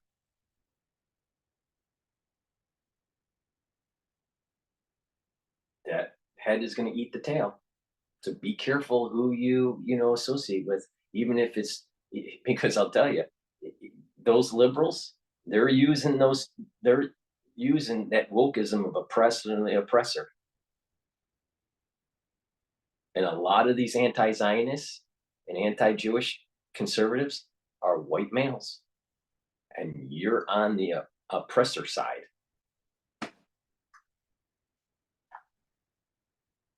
In their eyes. You're aligning with the wrong people. Was an economics professor who anti-Semitic protesters threatened, and USC ordered him to teach his entire class remotely for the year. You know, my podcast, Verdict with Ted Cruz, yesterday's podcast is entirely on this Harvard testimony and just how disgraceful it is. And for the Harvard Corporation to say, we stand entirely with our president. You know what it's saying? It's saying we're okay with anti-Semitism. We don't want Jewish students to feel safe on our campus. And by the way, Claudine Gay, in that same testimony, she was asked about the percentage of Jewish students that has plummeted on Harvard's campus. And she said, I don't know. I don't know how many Jewish students are there, which is a flat out lie. These bean counters, they know every transgender, left-handed, whatever. They know that, but yet they claim they don't know how many Jewish people are on campus. This is an institution. And by the way, Harvard, going back to the 1950s, Harvard had in place what were called the Jewish quotas, where they capped the number of Jewish students allowed in because on merit, Jews were doing really well and getting good scores and getting good grades. And they said, Harvard said, we don't want too many Jews, and they put quotas in place. And so for her to claim now, she doesn't know how many Jews are there, and she's apparently not troubled that Jews feel threatened because she's willing to contribute to the rhetoric that is undermining the safety of her own students. And by the way, to be clear, I don't mean safety from comments that are difficult to hear. I mean safety from physical threats. We've seen videos of Jewish students at Harvard being harassed, being threatened physically. And I got to tell you, if any student physically threatens another student, that student should be expelled, whether they're Jewish or Muslim or what have you. Universities should protect their students. These leftists won't do that. Unrelated topic, you really went after Senator Dick Durbin for protecting those people flying on Jeffrey Epstein's plane, the Lolita Express, as it's called, for not wanting to subpoena the flight logs that would give everybody the names. Why is he unwilling to get those flight logs? Look, it's an awfully good question. A Fox News reporter asked him in the hall of the Senate why Dick Durbin and the Senate Democrats were blocking the flight logs of Jeffrey Epstein's plane. And he claimed, I don't know anything about it. I wasn't there. I don't know about it. On my podcast yesterday, I played the video and said, yes, you were there. You're the one. It was my colleague, Marsha Blackburn. She introduced an amendment that I joined that would have subpoenaed the flight logs and said, we need to see who was on that plane. If there are prominent politicians who were involved in molesting young girls, we need to know. Don't protect them. And I got to say, the Democrats are freaking out. He literally blocked all amendments. And in my view, Republicans on the Judiciary Committee, we ought to keep pushing to say, we're going to vote on the record. If you are covering up the Epstein thing is related to Harvard. One, Epstein gave money to Harvard. You know, and Alan Dershowitz seems to be tied into it. And big donors have been tied in with Epstein and Harvard. So Harvard is at least tangential to this whole thing. There are powerful people that have been doing really bad things, and they need to be held accountable. And and not only do these powerful people, have political power and corporate power, but they also have educational, institutional power. Either they're on boards, or they're big donors. So it is related, and there's a corruption. And I don't remember the name of the movie that came out with the trafficking, that the documentary that a lot of people were trying to keep under the rug.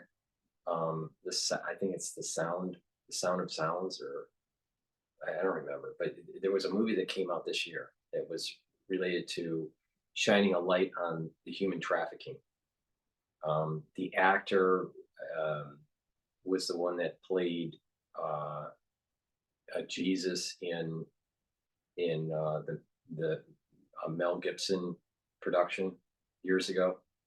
So there's a pushback by these perpetrators on people trying to shine a light on what was going on with this human trafficking and the atrocities with Epstein and all this stuff. It is related. These universities are tied into it. I wouldn't say that it's like a super hotbed for the problem, but individuals that are tied to the university probably in the donor class, you know, are part of this problem. So, you know, you got to keep that in mind. You know, there's this woke agenda. You know, it almost seems like this is a multi-decade effort to normalize the sexualization of children. So that will normalize pedophilia. That's my interpretation of the long game with this, with this whole gender fluidity thing and the sexualization of children. And that's wrong. That's wrong, and that needs to be, people need to be held accountable.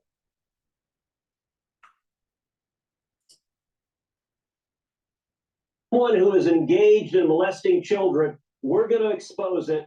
And I will say, Sean, do you know what painting Jeffrey Epstein had hanging in his living room in Manhattan? I don't. He had, it's really horrible. He had a painting of Bill Clinton in a blue dress, wearing red pumps, high heels, hanging on his wall. It's traumatizing. If you Google it, you're going to hate the image. That's what Epstein had on his wall. Maybe that explains why Dick Durbin and the Democrats don't want to subpoena those flight logs. They're not going to like what they find in them. Senator Ted Cruz of Texas, thank you. Hey, Sean Hannity here. Hey, click here to subscribe to Fox News YouTube. All right, so let's take a look at Hannity's monologue about the president. But before we do that, let's go to commercial. Please go to my store, the-studio-reykjavik.com, and get the probiotic that I have. I have two different types of probiotic. The one that I have in my hand is a powder. I take this every day with hummus. You can mix it with a smoothie or mix it with food, or drink it with water. I also have a capsule form. So you can take it either way. I prefer the powder, but some people prefer the capsule. You need a good probiotic to get the metabolism, that proper metabolism, that communication between the gut and the liver. So please take my advice and take a good probiotic every day. Ashwagandha brings down inflammation as part of the anti-aging protocol. It controls blood glucose levels. Resveratrol. It is an antioxidant, but it also helps to get rid of senescent cells. That's important because resveratrol has been found to slow down aging, right? And it's synergistic with actually C60, a very strong antioxidant that I offer. But this is very important also to improve basal layers, especially for your skin, because you have adult stem cells that repopulate tissue. And having healthy basal layer as it's repopulating the tissue when needed can be improved by resveratrol and other compounds that I sell on my store. So please go to the store, the-studio-reykjavik.com. Link is in the description, and get this resveratrol. Another important supplement is turmeric, right? It is an antioxidant, and it'll help to bring down those pro-inflammatory cytokines, so you don't have that chronic inflammation. This is one of the pillars for the anti-aging protocol. What's the anti-aging protocol? Neutralize pathogens with liquids and gels, structural nanosilver liquids and gels, bring down reactive oxygen species, free radicals with resveratrol and C60, and bring down inflammation by taking turmeric and ashwagandha. And then you add stuff to it, but that's the core. You do that every day, and you're going to notice that your body is healing, your immune system is going to get stronger, and you are aging slower. Trust me on this. Trust me on this. I practice what I preach. All right. Vitamin C, very important, especially during the cold season. Take some extra vitamin C if you're not feeling well. It is an antioxidant. It's not as strong as resveratrol or C60, but it is an antioxidant, and it'll also help with your skin. If you take it every day, you drink 64 ounces of filtered water, and you take collagen, you're going to get better cross-linking, and your dermal layer, your skin will improve. Clarity factor. It reduces brain fog, and it prevents you from being a stupid liberal. If you don't want to be a stupid ultra liberal, go to my store, the-studio-reykjavik.com, and get Clarity Factor. How does this work? You take it every day, and what will happen is you'll notice that you won't have brain fog and you'll be able to concentrate better. And what happens is your neurons are firing faster and you're thinking better.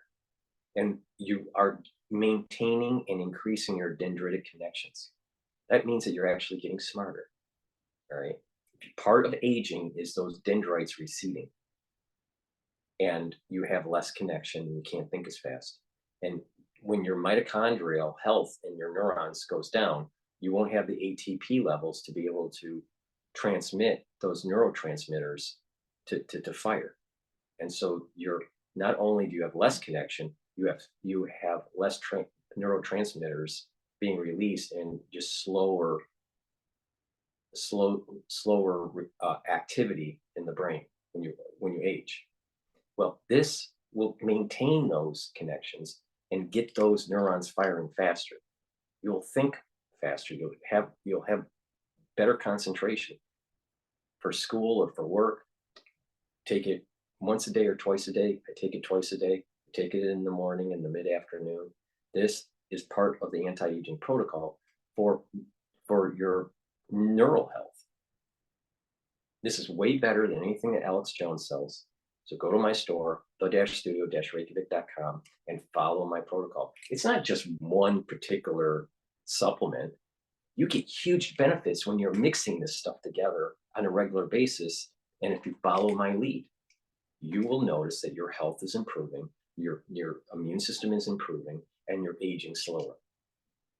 Trust me on this. I'm doing it, and the proof is in this video. All right, people have been watching me for years, and I'm not aging very fast.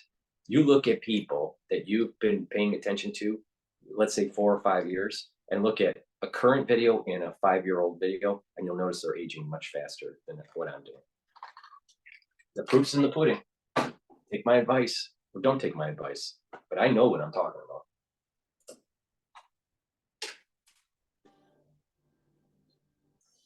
Hannity, and tonight Joe Biden trashing Republicans during a press conference with Ukrainian President Zelensky, all because they are making border security a top priority. Now, the president always seems to fly off the handle when talking about the GOP, while giving America's geopolitical foes a free pass, even as they try to kill U.S. soldiers abroad. Almost 100 attacks in, a little over a month. We have a full report straight ahead tonight. But first, the president of Harvard is now getting a free pass. Claudine Gay just received what is a unanimous vote of confidence by the university's governing board after this abhorrent testimony about genocide and virulent anti-Semitism now festering all over her campus. Take a look at this. So the answer is yes, that calling for the genocide of Jews violates Harvard Code of Conduct, correct? Again, it depends on the context. It does not depend on the context. The answer is yes, and this is why you should resign. These are unacceptable answers across the board. She said it would depend on whether actions were associated with it. Now, Claudine Gay knows the context. A global intifada is a demand for violence against Jews, the elimination of Israel, and when protesters hold signs that read, "by any means necessary," they are praising what are the barbaric terrorist attacks on October the 7th and calling for more of the same. Now, the entire student body at Harvard, they have been harassed by radical Hamas sympathizers ever since October the 7th and that terror attack. But Claudine Gay didn't seem to care.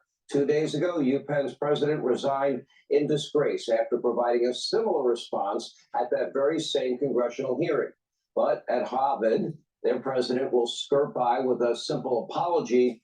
Claudine Gay is, quote, sorry if she offended anyone. I don't consider that an apology. Anyway, Gold told. It's Harvard. Hannity, it's Harvard. Let me roll that back a little bit. Similar response at that very same congressional hearing. But at Harvard, their president will skirt by with a simple apology. Harvard. Claudine is, quote, sorry if she offended anyone. I don't consider that an apology. Anyway, Gay told the Harvard Crimson that she, quote, got caught up in what had become at that point an extended combative exchange about policies and procedures. Not really.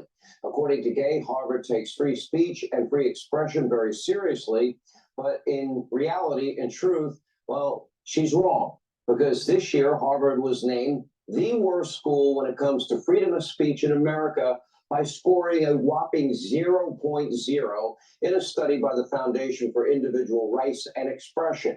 Now, 7 of its professors were disciplined for saying or writing something that the university deemed offensive.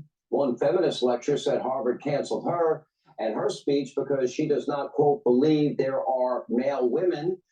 There are strict rules against certain types of speech that are deemed hateful, including discussions that could be labeled as transphobic or fatphobic. That's right, at Harvard, apparently now obesity is off limits. But when it comes to the Jewish people, anything goes. So make no mistake, Claudine Gay's so-called apology, it was disingenuous, but it gets worse. At one point during her apology, Harvard's president said, quote, I failed to convey what is my truth. My truth? The president of Harvard thinks she owns a special version of truth. Let me see. Is it true that Israel was a victim of terrorism? Is it true that innocent Israelis were slaughtered and murdered and raped and some beheaded and some taken prisoner and kidnapped? But of course, her version of the truth is probably lacking in originality. Now, of the few academic papers that Claudine Gay has actually managed to publish over the past 2 decades, well, now we also know that many were allegedly plagiarized. That's right. The president of what is supposed to be America's most prestigious university is an accused She failed forward.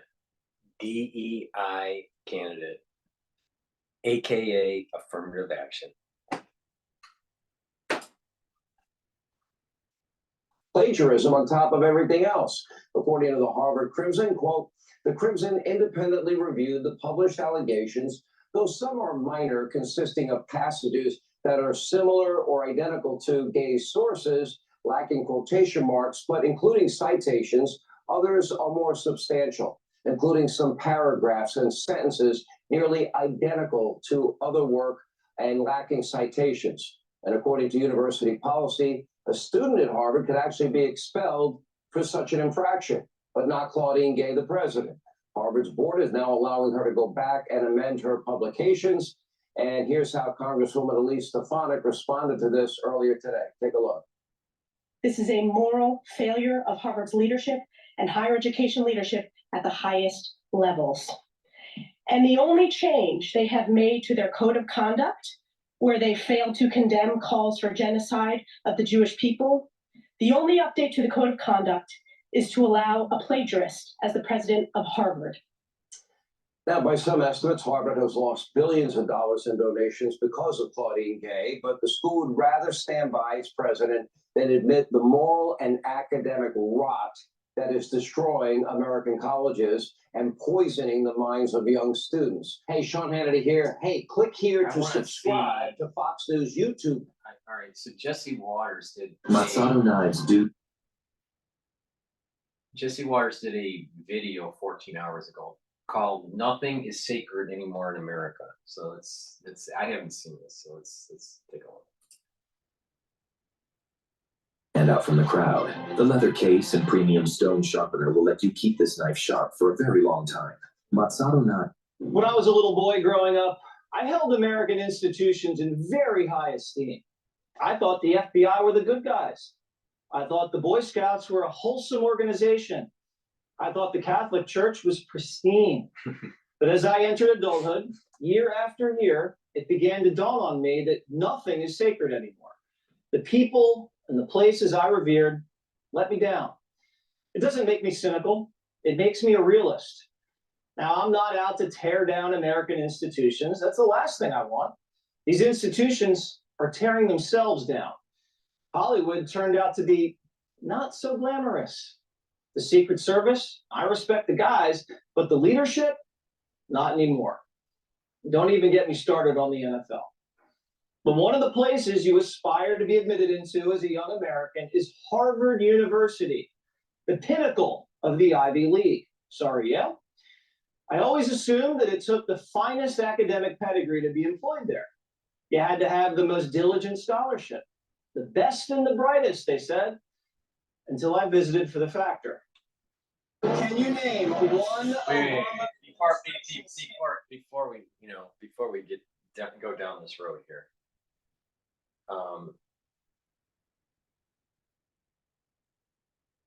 The best and the brightest. This term is so loaded and so just wrong. All right.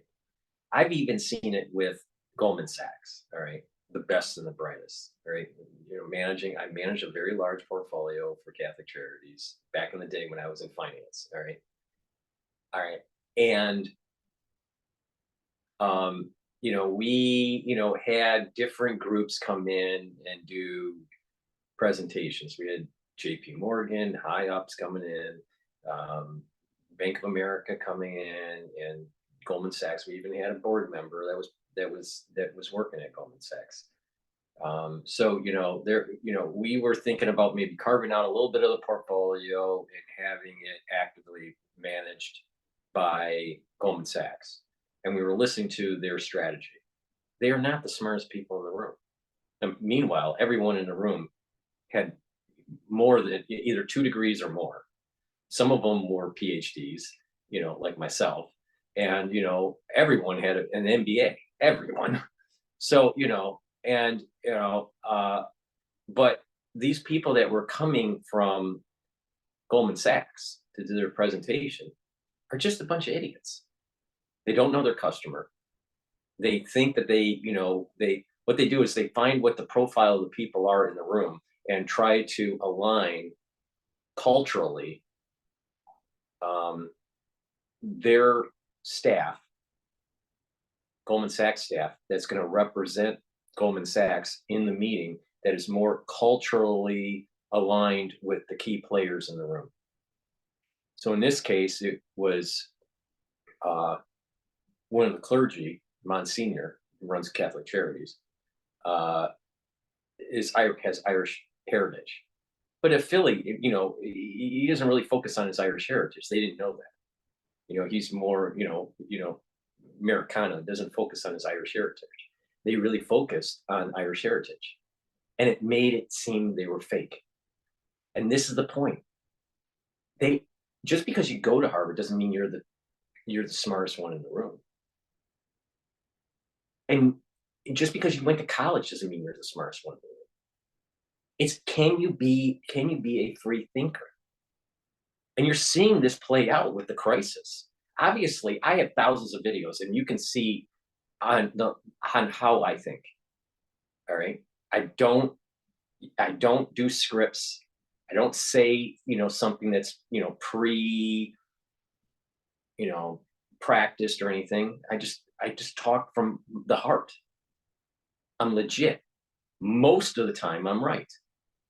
On the big stuff, I'm very right. Right. And you can tell, I'll mispronounce a word or whatever, but it's real. All right. And I'm a free thinker. That's why I have a higher intelligence than most people that you're watching, because they're not free thinkers. They're regurgitators.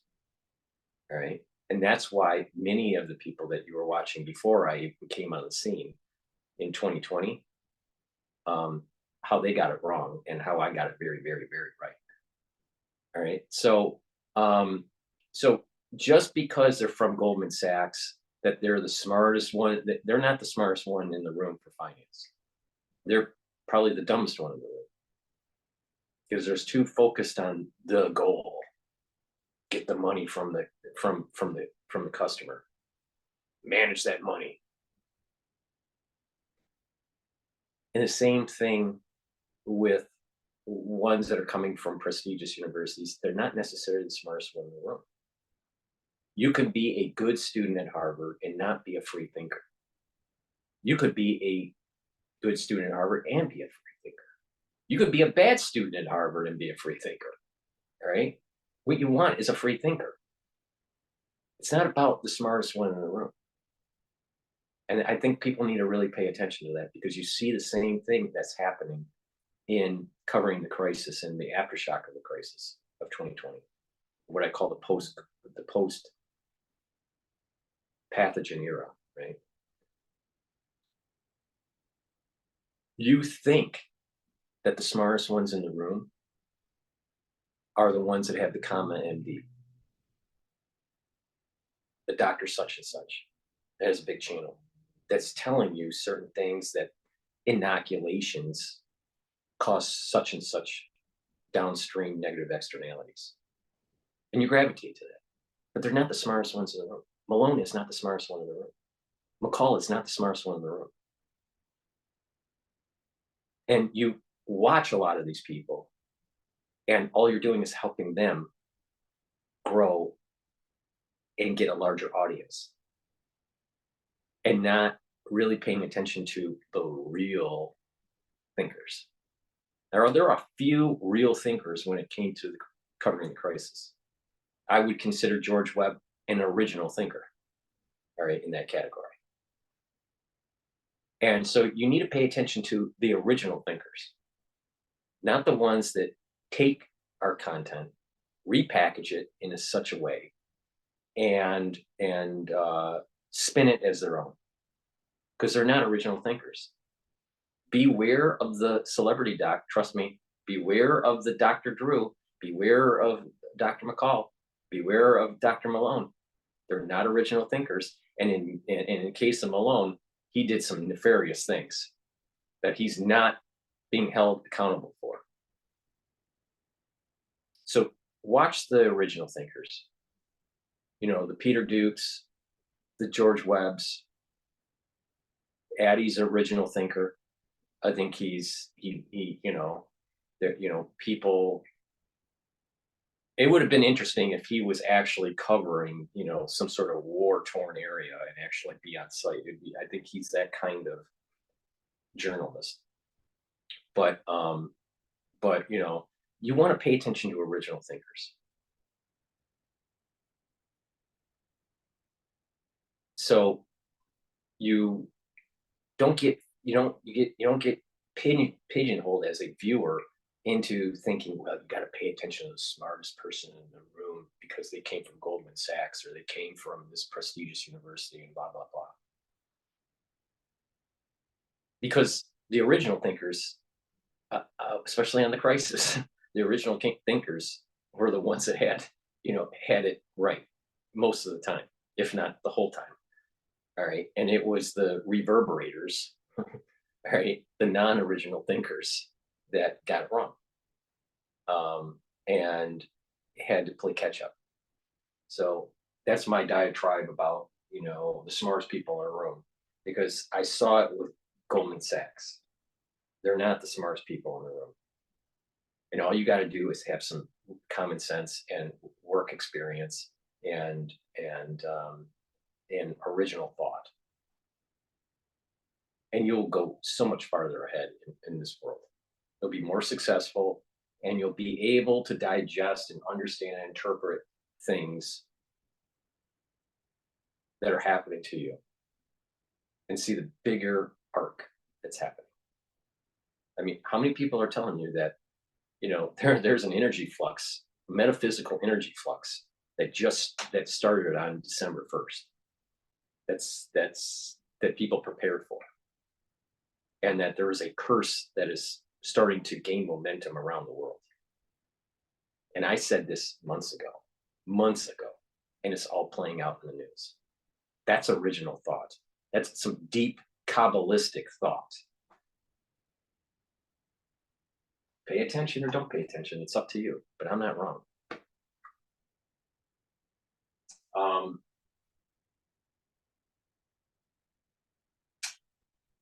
All right, let's hear what he has to say. He's kind of doing his, what's the guy's name? Dice? No. What's his name? He has a show that he used to do with, he would go around and ask stupid questions about politics and history in California, and people would be able to answer. Maybe it's from Florida. I think his name's Dice. Sounds like Jesse's doing something similar. The brightest, they said, until I visited for the factor. Can you name one Obama administration scandal? Go.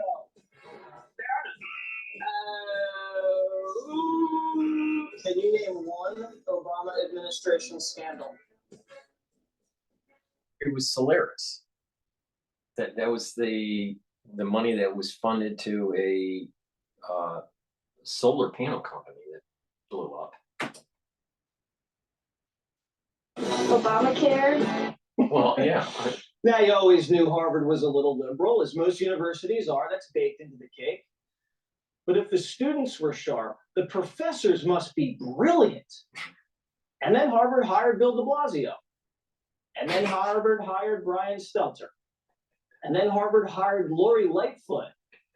It became a rehab clinic for failed progressives. Surely, the president of Harvard University has to be the most highly accredited individual in higher ed. Once again, I was disappointed. Based upon your testimony, you understand that this call for intifada is to commit genocide against the Jewish people in Israel and globally, correct? I will say again, that type of hateful speech is personally abhorrent to me. Do you believe that type of hateful speech is contrary to Harvard's code of conduct, or is it allowed at Harvard? It is at odds with the values of Harvard.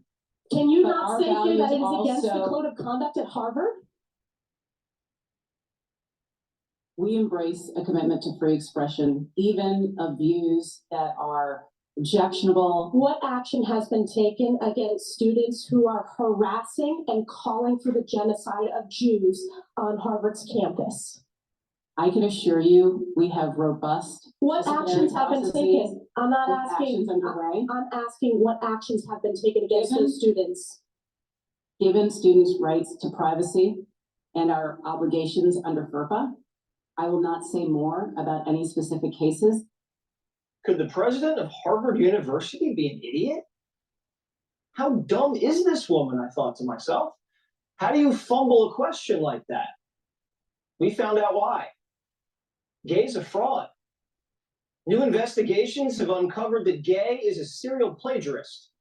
30 instances of plagiarism have been uncovered. I didn't know about that. Her Ph.D. dissertation was plagiarized. The school paper, the Harvard Crimson. All right, it plugs it in. Perfect. We'll start the car. I need a tap to begin the scan. Now my tooth out. Now, I didn't know that it was school 30 incidences. I thought it was only 4, but it's actually a larger issue than I thought in terms of the plagiarism. If it is that rampant, then there needs to be more disciplinary action.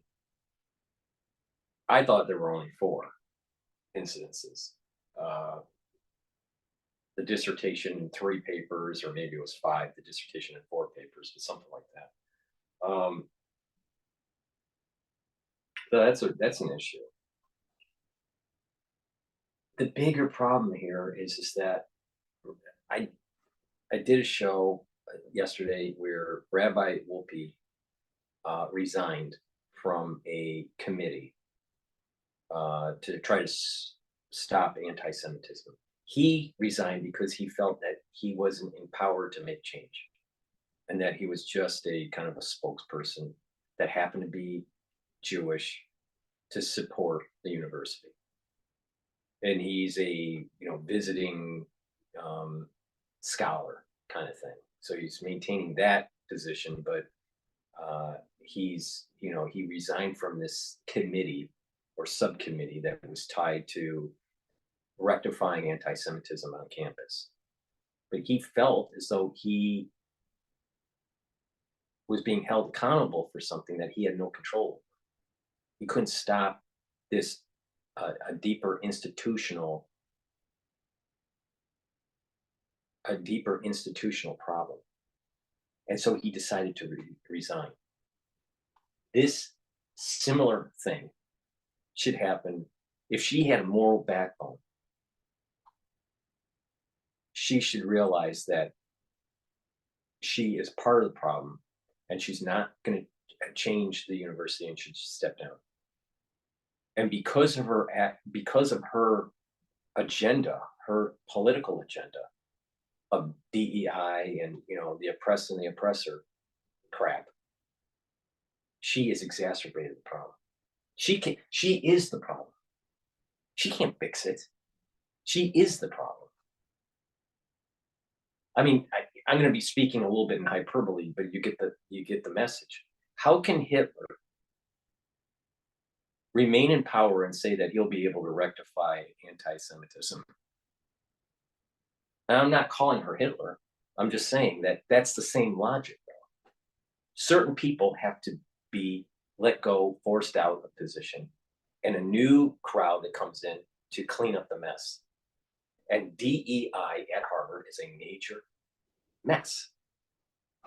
But the thing is you got 700 faculty members, one afraid to go against her because she's gone after faculty members that didn't push her agenda. So that's one problem. And then you have other faculty members that are hardcore with her. So she leads through intimidation. And now it's time to intimidate her and to force her out.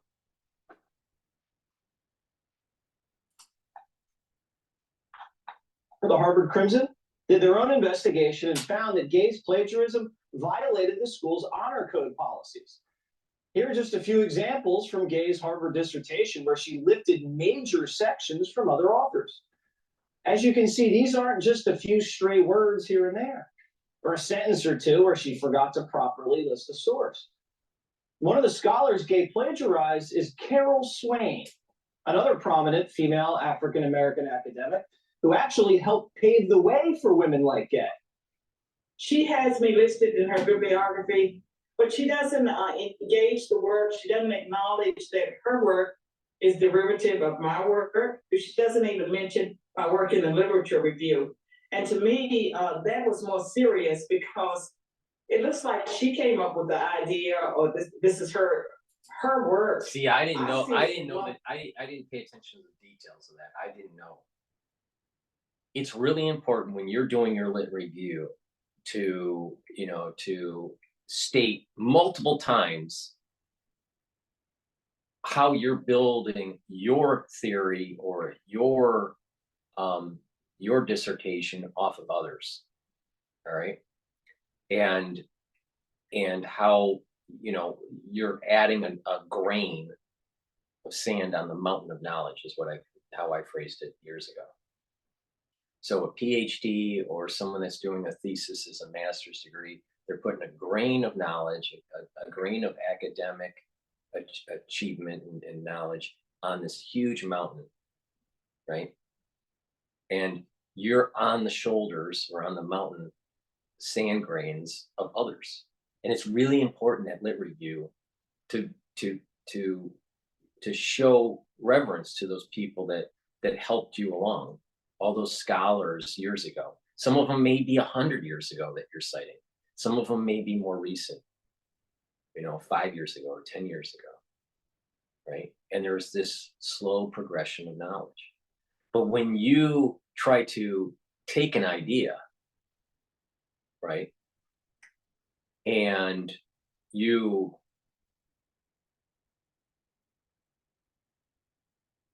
make it seem as though it's your own original idea and not show in the lit review how you slowly built up your theoretical framework and pay homage to individuals that laid that foundation, those grains of sand on the mountain of knowledge. That's just wrong. That's just wrong. You know, so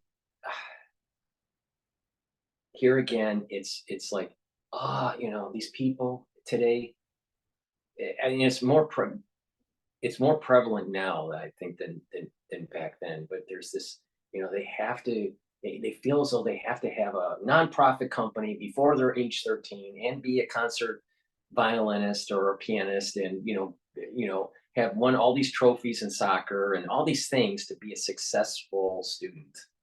You know, and it's just not only do you have grade inflation, but you also have resume inflation. You have application to university inflation. You just have inflation, right? Because of Janet Yellen, eroding the power of the dollar. So there is this kind of like social inflation that's taking place, and I think that's a part of why this happened. There's this. It's more rampant now than back then because President Gay is only 2 years older than I am. So we come from the same generation, right? But I didn't understand what if that is true, what she did in the lit review. I think that is just wrong, just for academic integrity, and it wouldn't hurt her to cite this individual properly in the lit review.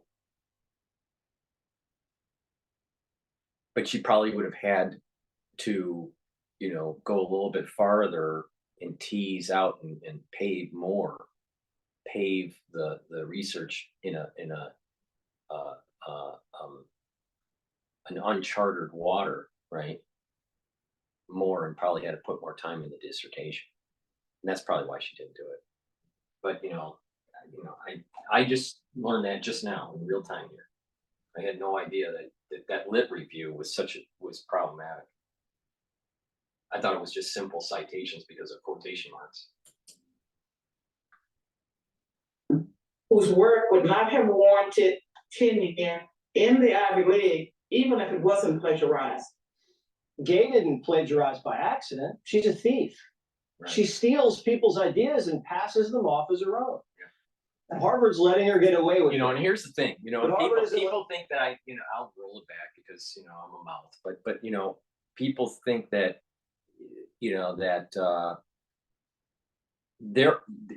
when I was covering the crisis in 2020, the 4 years, right? And the unique stuff that I've been saying about AIDS-like syndrome and all this stuff, right? About the mechanisms and the genomics and what's wrong with the CV and the V and everything, right? I covered a lot. I have thousands of videos out there, right? Many people that have channels stole my work, my original thoughts and my work, and passed it off as their own. That's a fact. That's a fact. And Dr. McCall can't even get the story right on the whole arc of development, going all the way back to 2001. He keeps on thinking it's from 2016. No, it actually starts all the way to 1986. If you want to really go back far when it comes to inflammation of the myocardium, or also known as myocarditis. Dr. McCall.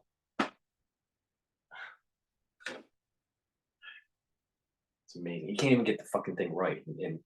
But he takes it and then he packages it in such a way and he spins it off as his own. So he's another, quote, plagiarizer or thief, This Dr. Bean is another one. But it's okay. I don't care because I'm an original thinker and I'll always be an original thinker. And original thinkers always win. They win. All right. And there's no one that can explain AIDS-like syndrome like I can. All right. But this is a problem. It's a problem. And it's not just at Harvard, but you got these people this is why I don't like sharing too much of my original thoughts with academics, because it's ingrained in their culture to steal and to try to package it. And through just more viewership, they make it seem as though it's their idea. But it's not. It's not. There are original thinkers that have paved the way way before. Way before.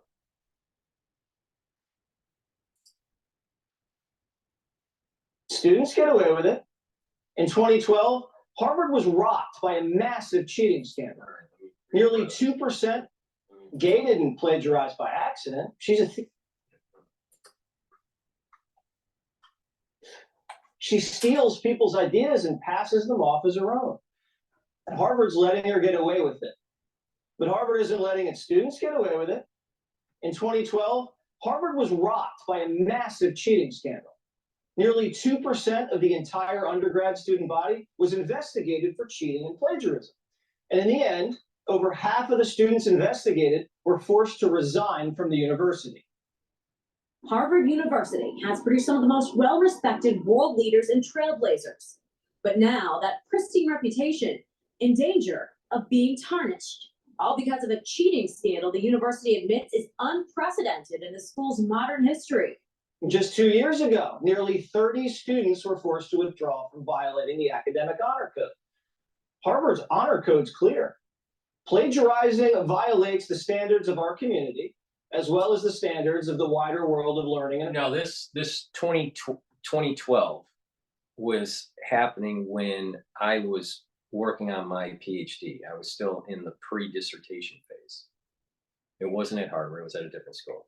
But I was working on my, and we had, when we were submitting papers, right? Even in the pre-dissertation days, not just the dissertation, but in the pre-dissertation days, we had to submit a report where it was fed into turn it in, I think it's called, where it showed any potential citation errors.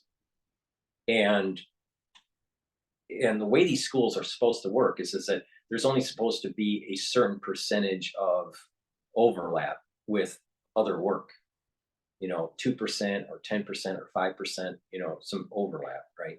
And that would be considered within a reasonable standard of error in terms of, writing these big papers, right? So I don't understand why Harvard wasn't using this type of technology. And they could use a different software, but there was software that was out there going all the way back to 2010, where it would help with researchers writing papers, making sure that citations were done correctly, right?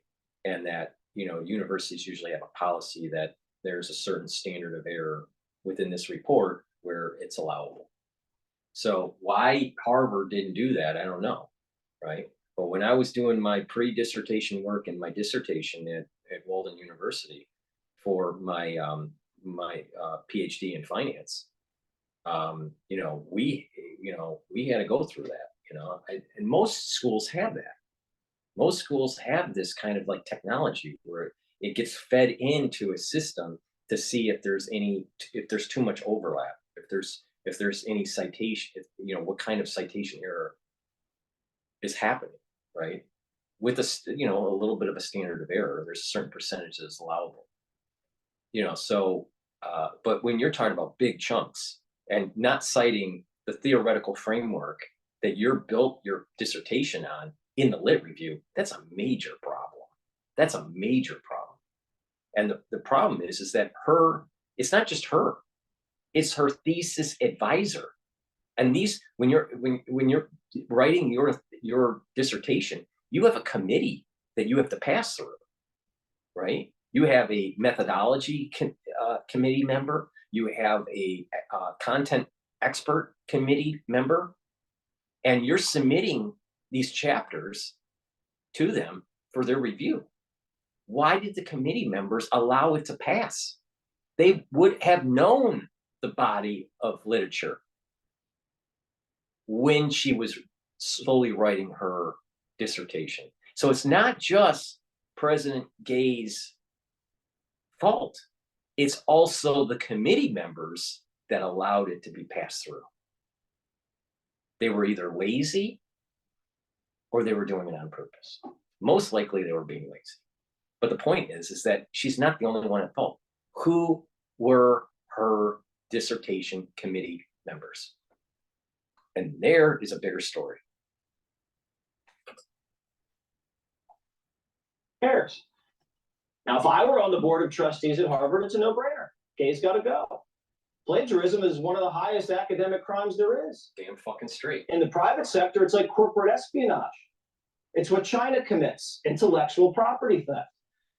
It's a serious academic felony that can't be tolerated, or it completely spoils the sanctity of academia. We might as well have robots write our papers and shoot our student athletes with steroids and claim we're all Indian like Liz Warren. But Harvard has decided to let the fraud keep her job. Apparently, the Harvard board knew about the plagiarism months ago, and they sat on it until Gabe bombed at the hearing. So they investigated her, found out she plagiarized, but decided to spin the violations as inadequate citations. Like CNN says, it's not looting, it's shopping without money. Harvard hired its first black president this year, but it turns out she's a massive plagiarist and thinks screaming "kill the Jews" is fine. Harvard doesn't have the backbone to admit they screwed up, so they're keeping her. Not only are they keeping her, Harvard put out a statement today praising her. Is Harvard holding gay to the same standard it's held its past presidents to over the last 400 years? It's not even holding gay to the same standards it holds its students to. The media, who went through years of schooling in which they were told plagiarism is an academic high crime and misdemeanor, are sticking up for gay too. The Washington Post says Ivy League graduates constitute only a fraction of the population, certainly far less than you might have assumed given how much attention those schools receive. The Post says Ivy League graduates only make up 0.2% of the population, therefore we shouldn't care. But the media never cared more about so few people. 0.3% of the population died This is from an important COVID. point. We shut This is the an whole- important point. There are only 16, follow my logic here. There are only 16 to 20 million real Jews in the world. I happen to be one of them, all right? Versus 7 billion people. Not too many Jews are out there. It's a small percentage. Now, if you have a faculty that's saying, well, the Ivy League students are such a small percentage of the population, don't worry about, you know, the nefarious activities that are happening at the universities and how President Gay is a failure as a leader and as an academic. Now, you know, having this new knowledge about what she did with her lit review, because it's such a small percentage. So their logic is that if you're a small percentage of the population, don't worry about it. Don't worry about it. Oh, the Jews are such a small percentage of the population. You know what? It's okay to have anti-Semitism. There's the problem right there.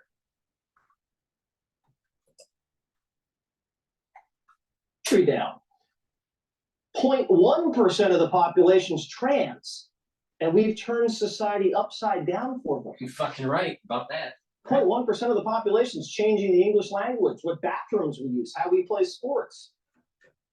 Hi, this is Mark Barton, San Diego Promise in Newtown, Connecticut. And hi, this is Nicole Hockley, also from San Diego Promise. And we want to bring your attention. Bathrooms we use, how we play sports. And just as Harvard graduates have an outsized influence on American institutions, becoming US presidents, becoming Supreme Court justices, business leaders, affecting how millions of us live, you're damn right we're going to scrutinize Harvard.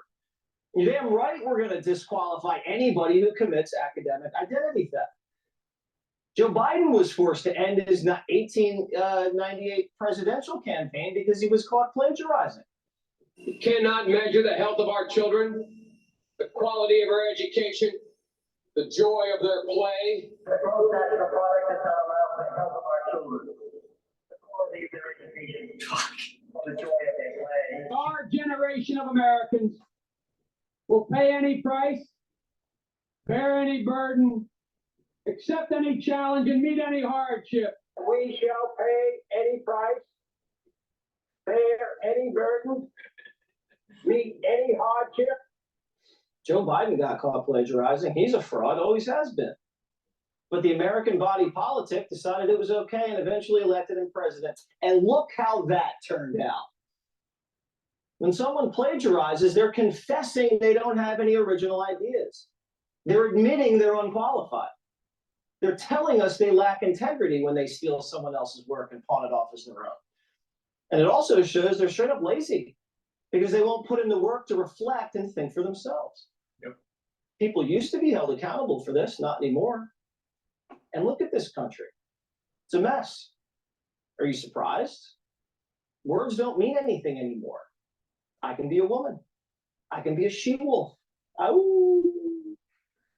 the border is secure. There's no evidence linking Joe Biden to Hunter. The riots were mostly peaceful. We've desecrated the English language so everyone feels okay. But what about the people we're stealing from? How do they feel? Well, you can steal from oppressors. It's justified. America was founded on the principles that all men are created equal.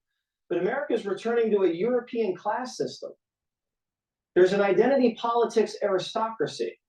It's bordering on the caste system in India, where depending on what you look like and how you were born, you're stuck in that station for life.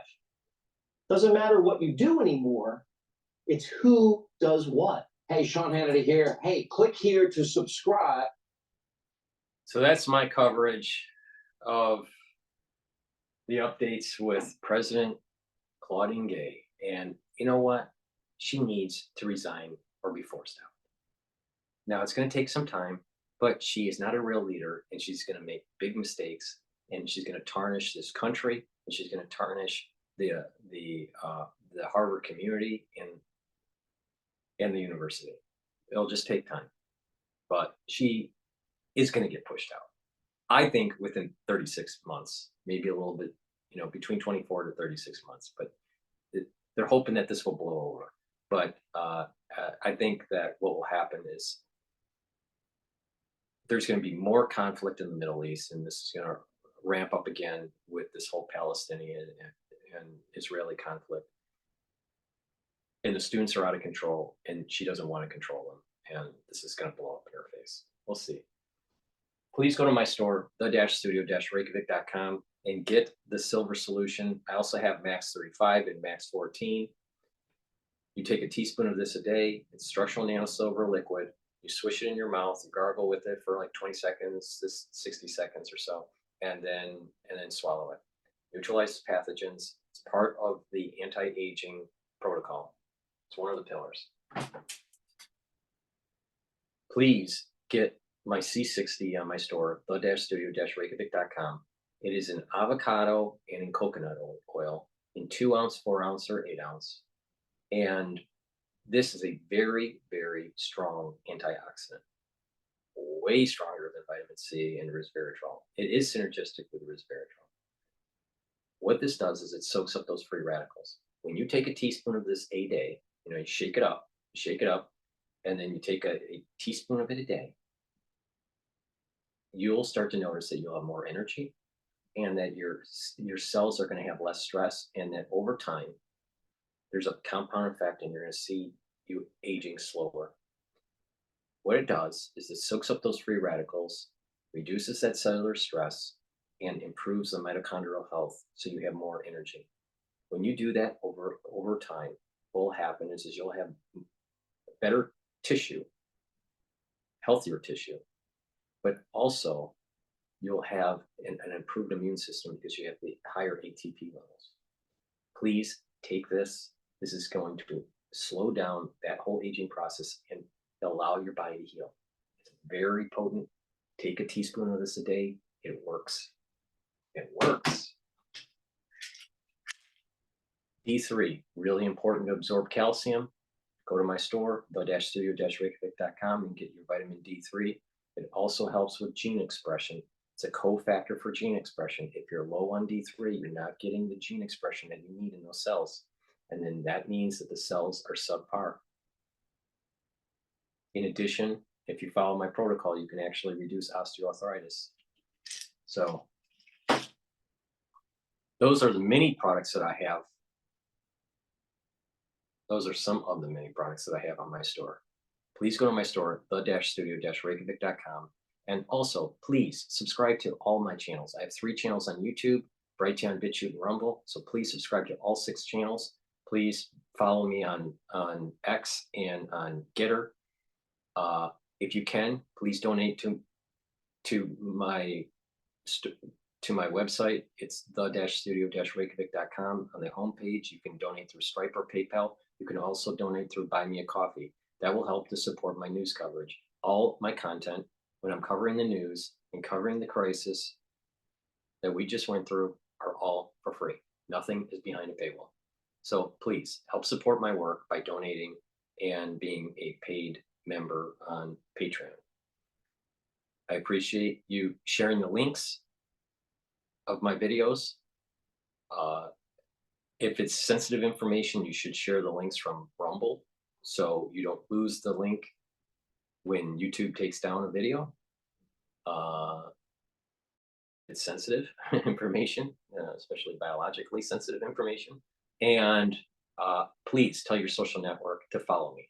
I need your help to reach a larger audience, because every time I publish on the larger channel, YouTube's algorithm bleeds my subscribers.